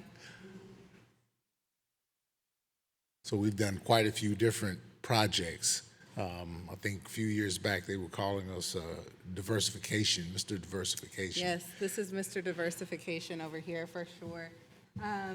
And we just absolutely love this picture. This is one of our old tobacco barns, but in general, you know, farming for us is definitely a livelihood and a daily motivation. You know, and one of the things we make sure to say is that with all our expertise and being multi-generational farmers, we're still learning every single day, and we know that there's all kinds of challenges that come, even though, you know, you might be farming for years. There's always weather and It's stuff. kind of like what Mr. Miller said. You know, a lot of things are controlled by the weather. We can be the best. Well, I can't say. As my brother Leroy, who's not here at the time, weather will make a good farmer or a bad farmer out of you. This year, starting out this year, we ended up not having, That's good, thank you.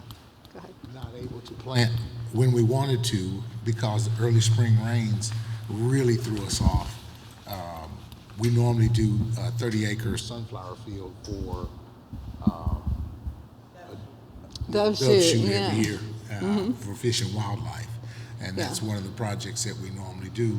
And what happened this year, each time we put those no-till planter in the ground, the actual no-till seed drop would get clogged up. So we couldn't put it in because there was too much moisture in the ground. Anyway. Well, there's always challenges. always something. And you know what, we really try to make sure that we share what we've learned so that, you know, we can make the journey a little bit easier. Okay. Of farming. Thank you so much. You can go to the next slide. There we go. We've got some pictures up here. We do a few things. We've got meat chickens, laying hens. Most recently, we just got some Katahdin sheep that we're raising as well. Todd, do you want to say anything about this slide? Yeah, and as you can see, Leroy and I are standing out here in the field. That particular garden we had was about 7 acres. And out of that 7-acre garden, that was one of our most proud years after we did our soil test and got our nutrients right in that soil. We had 9-pound heads of cabbage. So, you know, it was a great year. That's Leroy and I out there. But our latest endeavor, which is where you see Angel, is the sheep. We've got a Katahdin sheep now. And they are all about to drop. They're all pregnant and about to drop next month. So that's a new venture. It's going to be fun. If you have any advice for us, we welcome it. Can you go to the next slide? So shout out to Grow Appalachia. This is Uncle Leroy. I wish we would have gotten a better picture of him a little bit closer up, but this is him with our 3 high tunnels. I think this was back in 2014. Yeah. We partnered with them. They are a wealth of knowledge and resources and a really mighty team. So I encourage you guys to make sure you stop by their table. So yeah, these are our 3 high tunnels that we use for produce. My cousin Brian is currently using one for his rice operation, Brian Chadwell. Can you go to the next slide, please?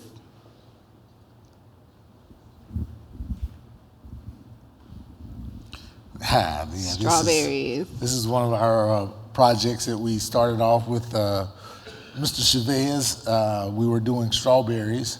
That was back in 2015. He helped us get our slips.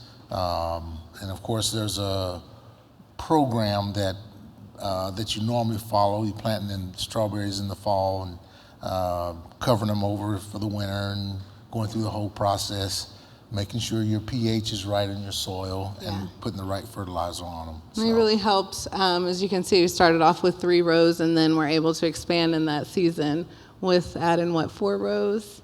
And you can't see it too much, but that's my daughter and my niece over there in the strawberry patches. It was a good year. We were able to have those in our CSA boxes. You go to the next slide. And as Mr. Miller was pointing out earlier, he took a lot of the points that I was going to talk about. But we did do the soil health assessment with KSU. This is a photo of my brother, of course. He was out there with Sate Sar. I don't know if you remember Sate Sar, but some of you guys may remember him. Dr. Sate Sar. Who is now Dr. Sate Sar. He got it through his program. But we were prepping our area for this soil assessment. They were checking or testing soil production with conventional fertilizer, natural fertilizer, which basically is manure, and then testing it on no-till and then also conventional methods. And really just seeing the benefits between the two. So it was really nice to be a part of that research and to partner with K-State. We were, as a result of that particular project, we were able to host a field day to talk, just like Mr. Miller was saying, about the importance of your soil and the importance of making sure you're testing and making sure your nutrients are what it needs to be to grow and have the best yield. We also came with the cover crop behind it as well, so that's part of it as well.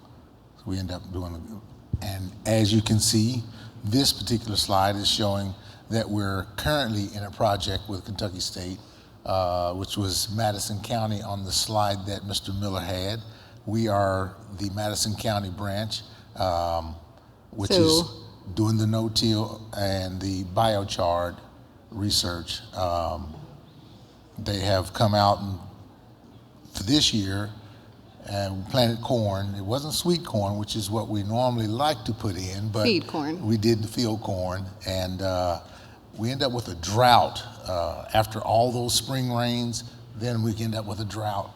Normally, you would end up with smaller ears, and fortunately for us, this particular plot that they did yielded a good bit of corn considering weather conditions. Maybe it was because of the application of the biochar. You know, one of the important things about partnering with K-State on some of these research projects is that we just practically as farmers, like we want to know what to put into our soil and that it's going to produce those nice ears of corns and things like that in order to yield a profit. And we like to make sure that we're finding practical solutions that are going to be cost effective and not just something to be adding.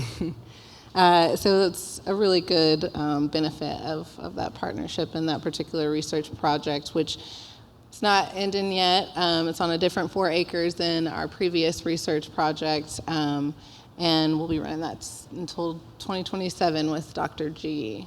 Yes, So. Dr. G, and I don't remember the students' names at this time, but they've been working closely got a with my great brother team. Leroy, so Yeah. it's working out so far. Next slide, please. Pretty much talks about that. Yeah, Yeah. this is what we were just talking Next about, slide. the biochar and the importance of it. So, next slide. I think that's it. Which is better, biochar, no-till, or cover crops? The way it stands right now, it appears that the research hasn't come back as far as what they're doing with the biochar on our farm right now. We haven't heard, but like I said, from actually going out there in the field and looking at what we've come up with, what the yield has been, it's much better using biochar.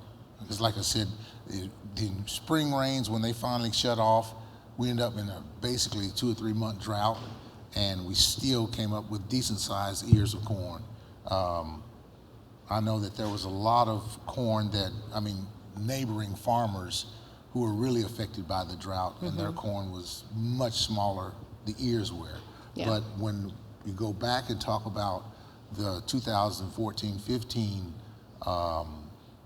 projects that they did, we used sweet corn, and those ears were enormous. It was sweet corn. We're out in the field eating corn. Yeah. It was quite interesting to see, but I think that, in my opinion, we did no-till and used biochar, and the results were really well. Yeah.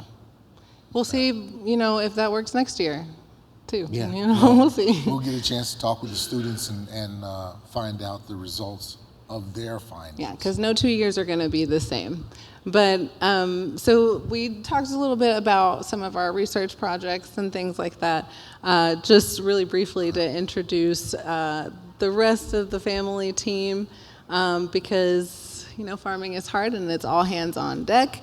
I got Dad over here. You can't see, but he's got a nice catch in both hands. He loves to fish.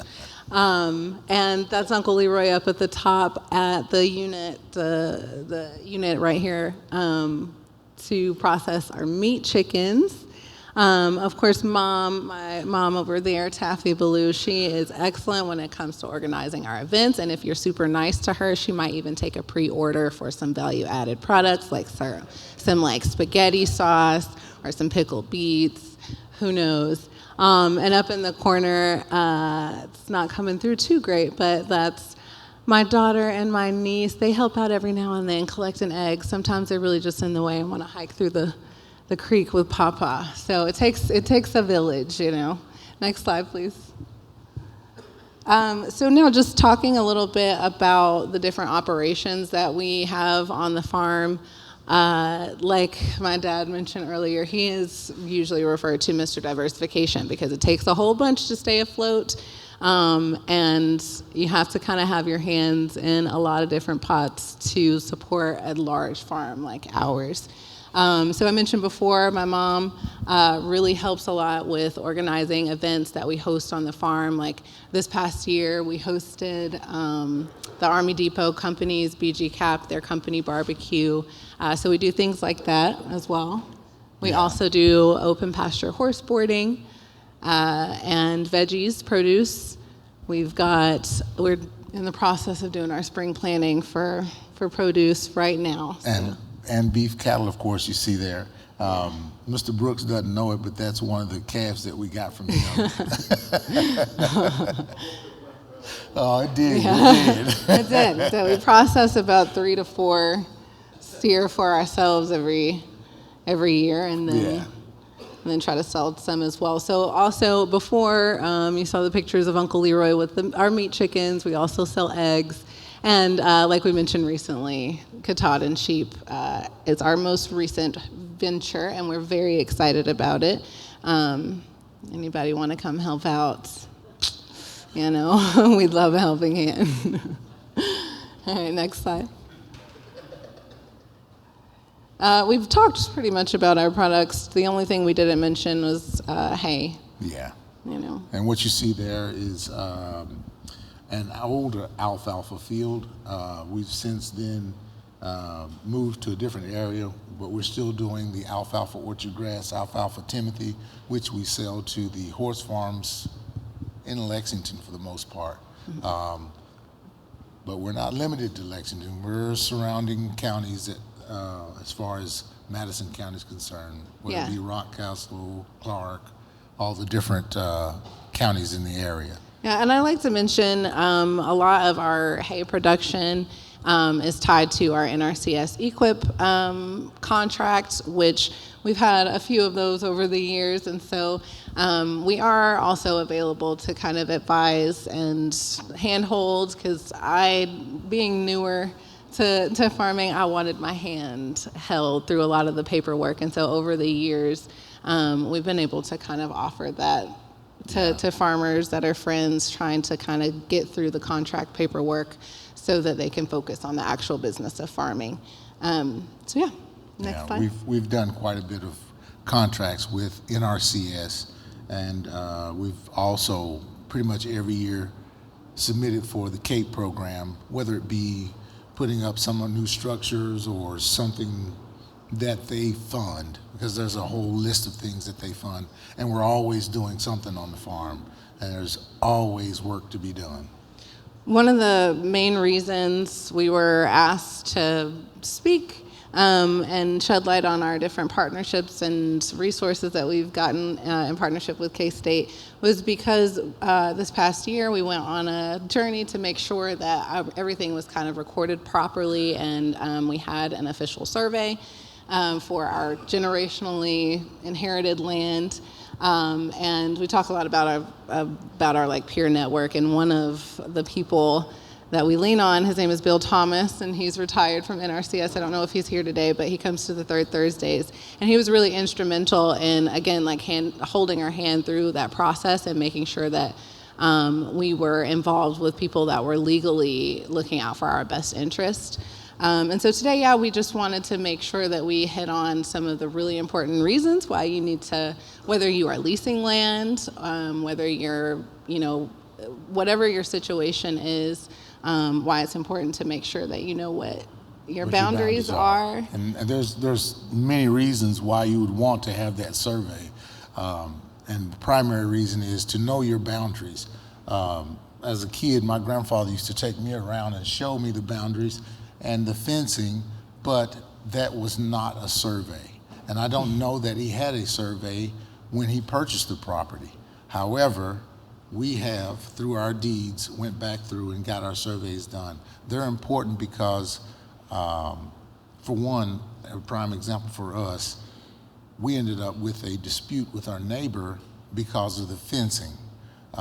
He was trying to say that this particular area was his, or he wanted to buy this from us, and the whole thing got real convoluted. God forbid anybody here gets into any kind of neighbor dispute, but the point is make sure that you know what your boundaries are and make sure that you're legally protected. Make sure that it's on file, especially for things like tax assessments. A lot of times you are eligible for different agricultural or conservation classifications as well. That can reduce your tax liability.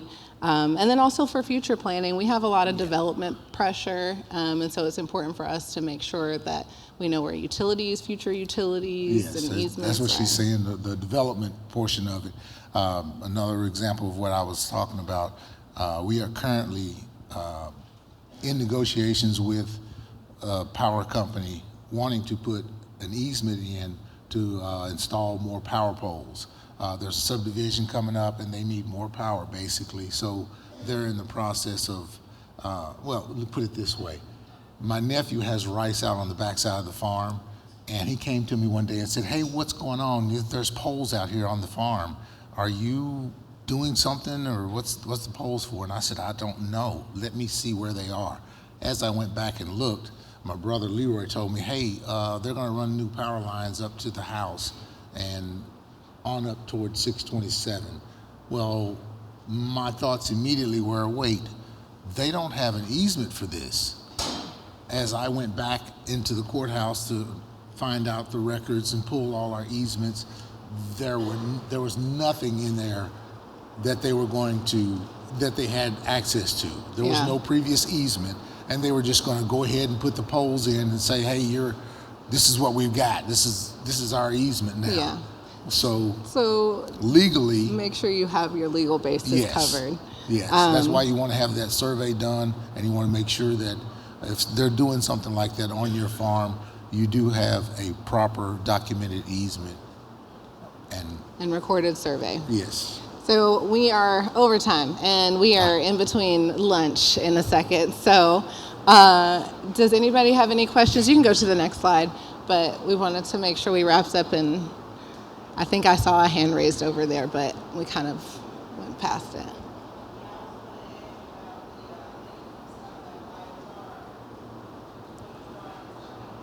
We can definitely talk about biochar together.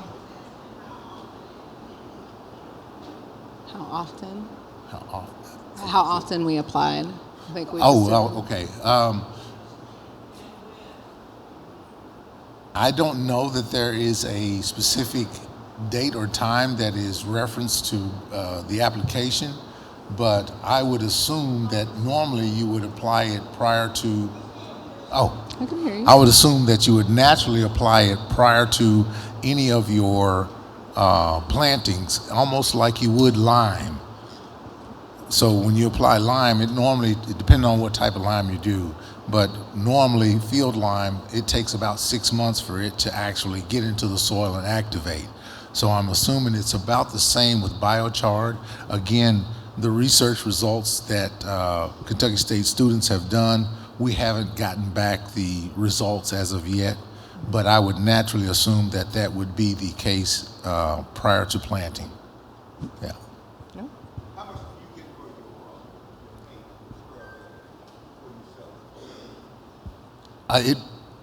your First cutting, we're normally selling at about $6 a bale, square bale. We'll, based on our production, we'll normally do about half of what we do. We do about 100 acres. We'll do half of it in square bales, and then the rest we'll roll. Yeah. Time management. Now, you sell anybody request that you have to put in? First come, Give you a first call. serve. Yeah. First come, first serve. Yeah. Did you say Alfalfa, orchard grass, alfalfa Timothy. Okay. Yeah. Got a lot more alfalfa orchard than alfalfa Timothy. That goes a lot faster. Yeah. And the later in the season, the more expensive the hay is. Like now you can sell it for $9 a bale versus Yeah. $4.50. Well, that's second cutting. The second, but Yeah, later and if we on, get- when it's in high demand, you can charge more for it. Yeah. You can hear what her role is. All right. Thanks much. Bye. Y'all stay up there. I'm gonna give you all that.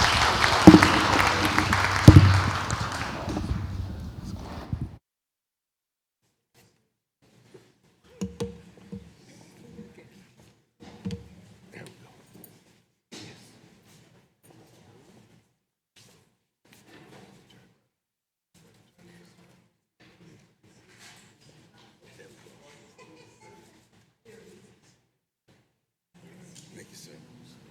Thank you. Yes, sir.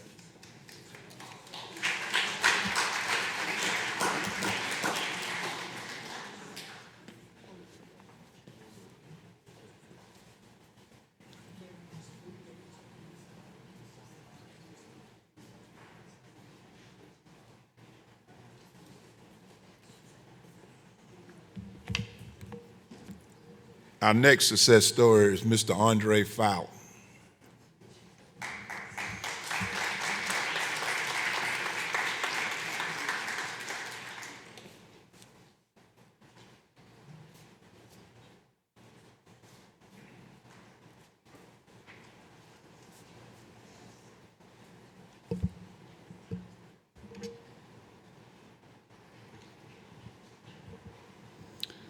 All right, welcome. Can everybody hear me okay?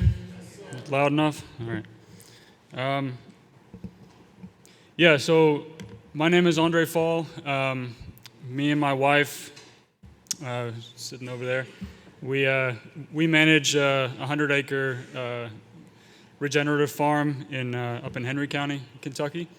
Been farming now for, let's see, about 7 years total. We started just doing some meat chickens. I guess I can. Do I click forward, or do you guys do it for me? Okay, I got you. There we go. Yeah, located in Henry County. Started in 2017.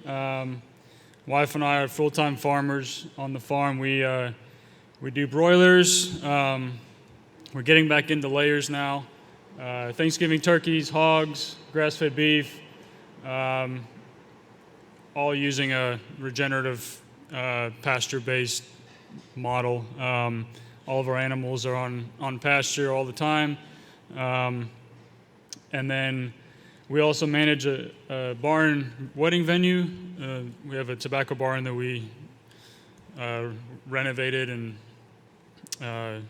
we do weddings and events. We do farm-to-table dinners as well, and host some chefs and do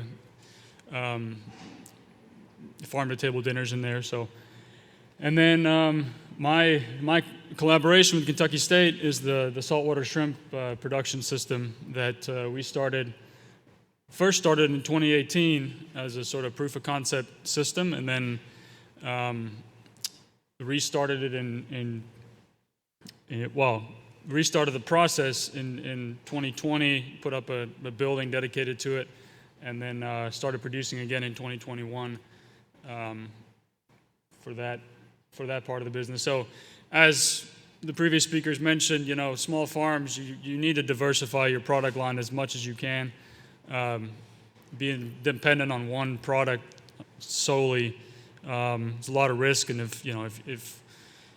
if that market that you're selling to goes under, then your whole farm can go under. So having different enterprises and different products to support your farm is really critical. Sorry. The main focus of the talk is on the shrimp system, because that is my work with Kentucky State predominantly. As I mentioned, we started in 2018 in land grant, with a land grant program. Through the land grant program, I was able to get a grant to purchase the first 2 tanks that I have, a blower and a couple other pieces of equipment. And I just set it up in our hay barn. Produced about 450 pounds of shrimp that year. Kentucky State helped us get our first group of shrimp in there, so they essentially took them through the nursery phase, and then they brought them out to us, and we raised them until they were ready to sell, and moved them to restaurants and some individual customers at the farmers market.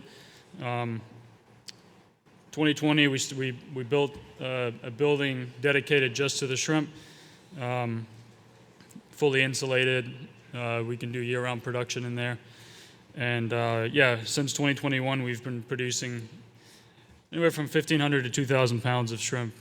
So not a massive amount, but it all fits in within the whole farm system on our farm. And we use our existing marketing channels for our other products to push our shrimp as well.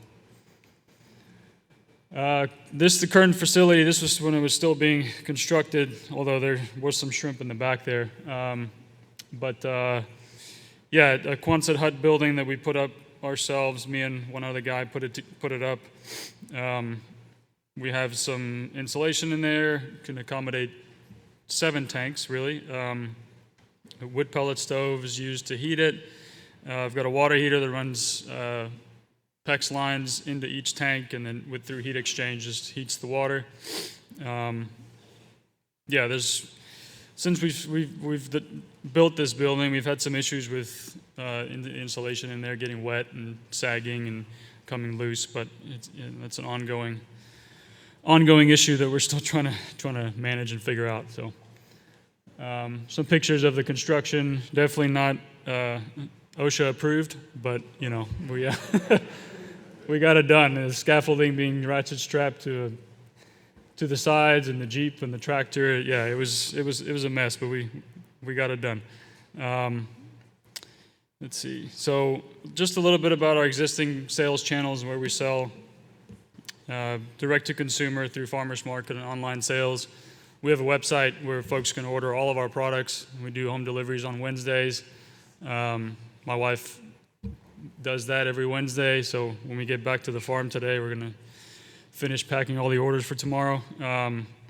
We also have a couple wholesale accounts with some restaurants mainly in Louisville and just outside Louisville, and then we have a CSA partnership that we work with 2 other farms to provide bi-weekly boxes of produce and meat, milk, bread, all kinds of stuff for folks to purchase. And as I mentioned, we offer home delivery. We also ship our products with UPS, UPS ground shipping.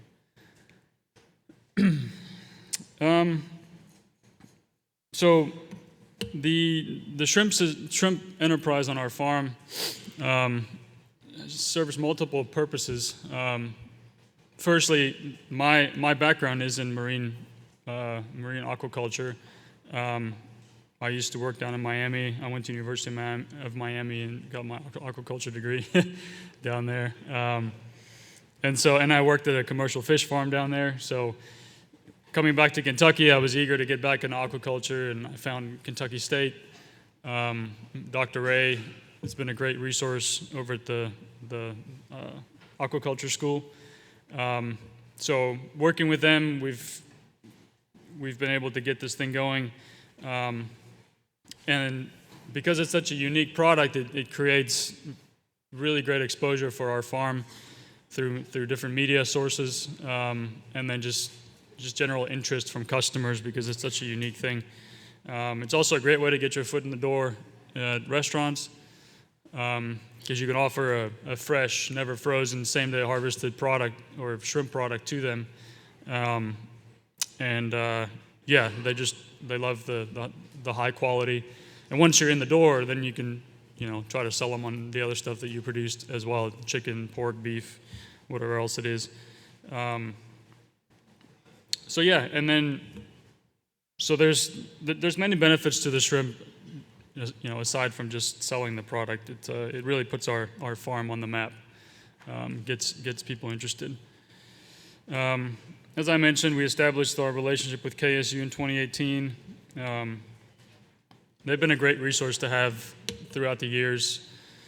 With any questions that I have, water testing, if I have issues with the tanks, I just send a sample to them. They have all the equipment to test all the different parameters that can help me out.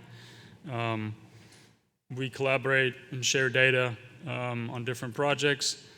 And as I mentioned, we work closely with Dr. Ray to promote aquaculture in the state.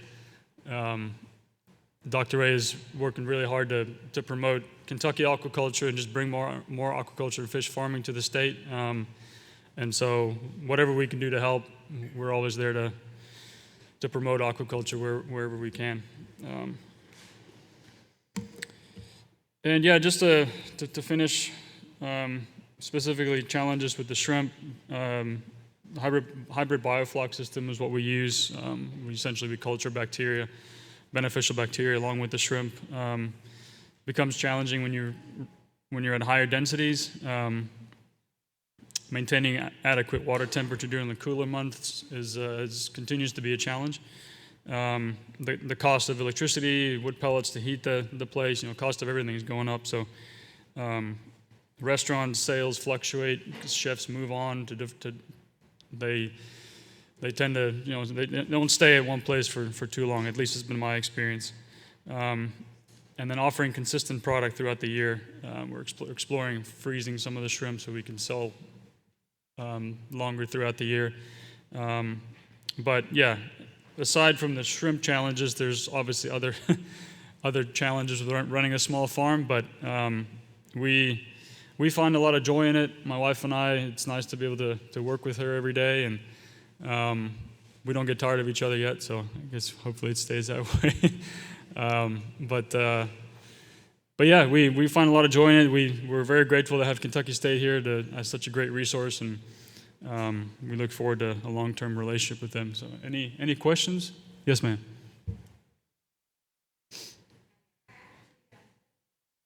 Yeah.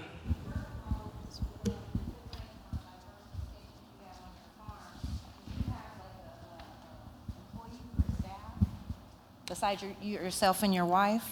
No, it's just me and my wife, and then my dad will help when he can, but predominantly it's me and my wife, yeah. And then what breed of shrimp is this? This is Pacific White Lake shrimp.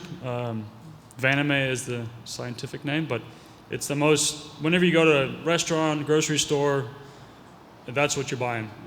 That's the most widely produced or farmed shrimp in the world. So anything that's imported from China, India, Thailand, Vietnam, it's all Vaname, yeah. And then your aquaculture system is recycling the water? Correct. It's a water reuse system. So we reuse, the only water we lose is through if we have spills or evaporation, and then we just add back some fresh water. So we add fresh water, and then we mix in a salt mix that was developed by Kentucky State. We used to use a premixed salt, but to mix it ourselves and just buy the individual components saved us about 50% of the cost. So. And because you have this kind of control over the product, is it eligible for some such certification as, sustainable or organic? That is something I've been looking into. There's several certifications for seafood. I'm sure it would qualify. I really haven't delved too far into it. I'm sure Dr. Ray will be able to speak more to that, but there's a Global GAP certification, which is essentially for seafood, high animal welfare and all that kind of stuff. So yeah, I'm sure we would qualify because we have so much control over everything in their environment. Yeah. And then my last question is, last year at this conference, I heard somebody cornering Mr. Shell out in the hallway about promoting more policies for aquaculture. In the past year then, have you been supported in that way by the KDOA?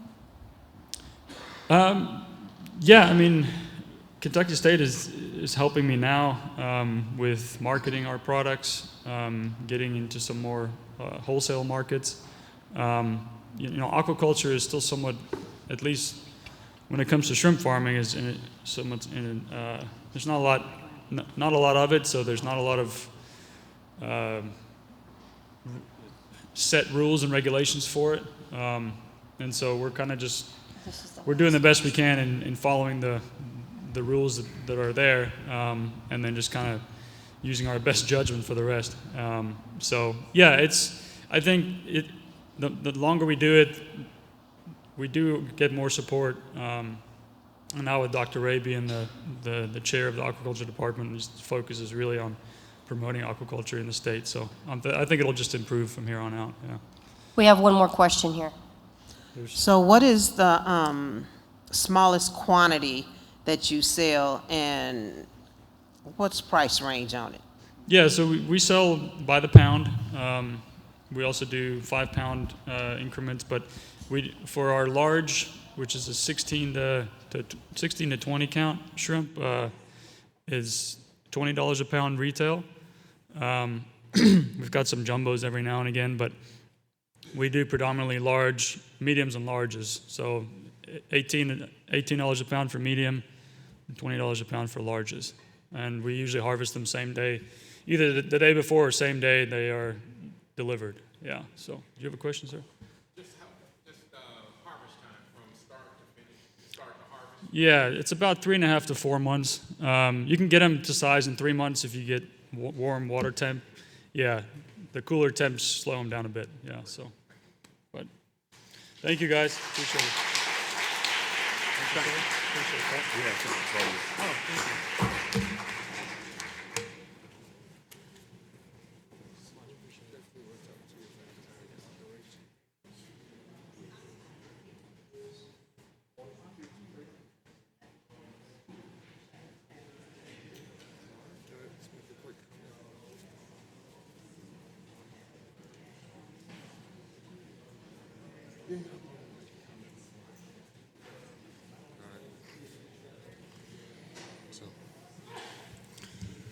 Ladies and gentlemen, let's give all of our success story presenters a round of applause. I'll be very brief, and I hope I'm not taking any of the president's comments.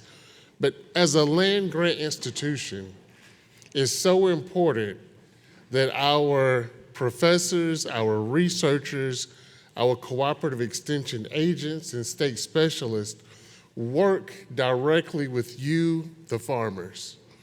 Because if we're not working with you, the farmers and producers, then we're missing that purpose of why we were established. So I'm proud, actually very proud, when I saw and I heard the things that you all talked about and how we have engaged with each other. And I hope that what they shared is just some examples of what others of you have experienced, even those that may have not made the conference. I can assure you that part of our new vision is to double down and make sure we're doing more of that as we're growing and expanding across the state. I mean, my chest was sticking out proud when I saw the work. And I'm so thankful for the relationships and the partnerships with all of you across the state. Now, I'm standing in between lunch, so let me turn it back over. Thank you.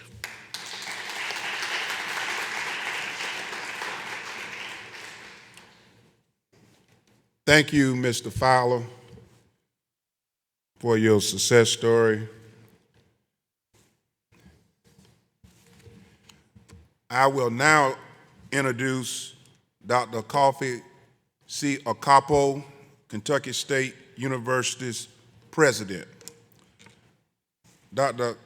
Coffee Okapo is an enthusiastic leader who advocates for student success on all levels. His student-first philosophy is the cornerstone of his work in higher education.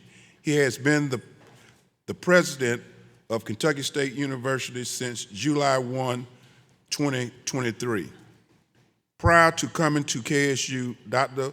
Okapo served as president of Bluegrass Community and Technical College, where he implemented his student-first initiatives throughout the institution.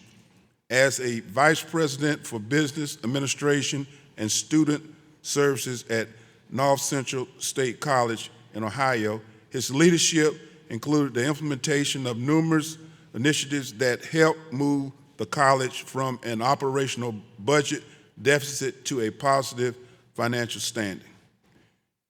He served in leadership capacity at Ohio Department of Natural Resources and at Central State University. Dr. Okapo holds a PhD in higher education administration from the University of Toledo and a Master's of Business Administration from Ashland University in Ohio. Please welcome Dr. Coffee Okapo.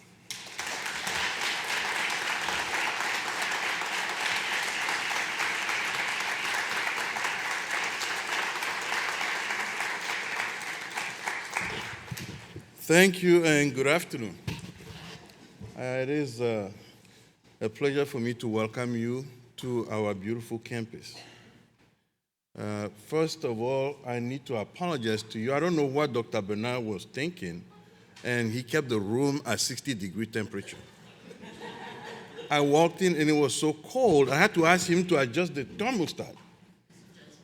Okay. Well, you know, we hold many events in this room, but let me tell you this. This is the best one. I always enjoy it. Because yes, I do enjoy it.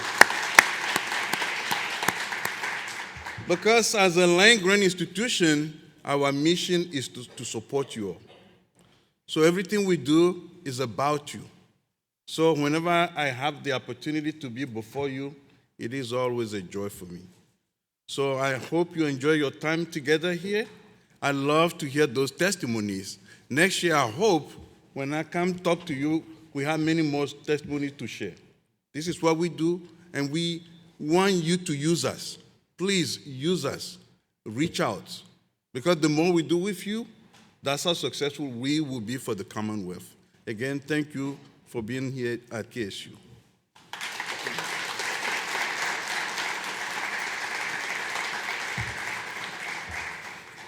Now, before we break for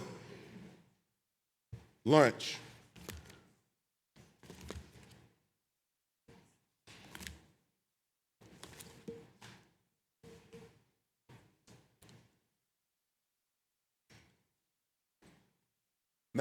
this will conclude the morning session. But as you all know, we have the tours. Once you come back from the tours, the buses will bring you back here. You will get in your vehicles, go down to the hotel, and check in. Now,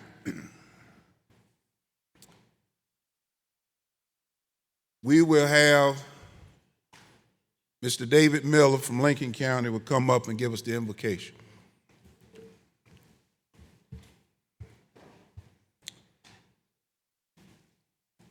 And right before he gives the invocation, I think we've had more that have come in.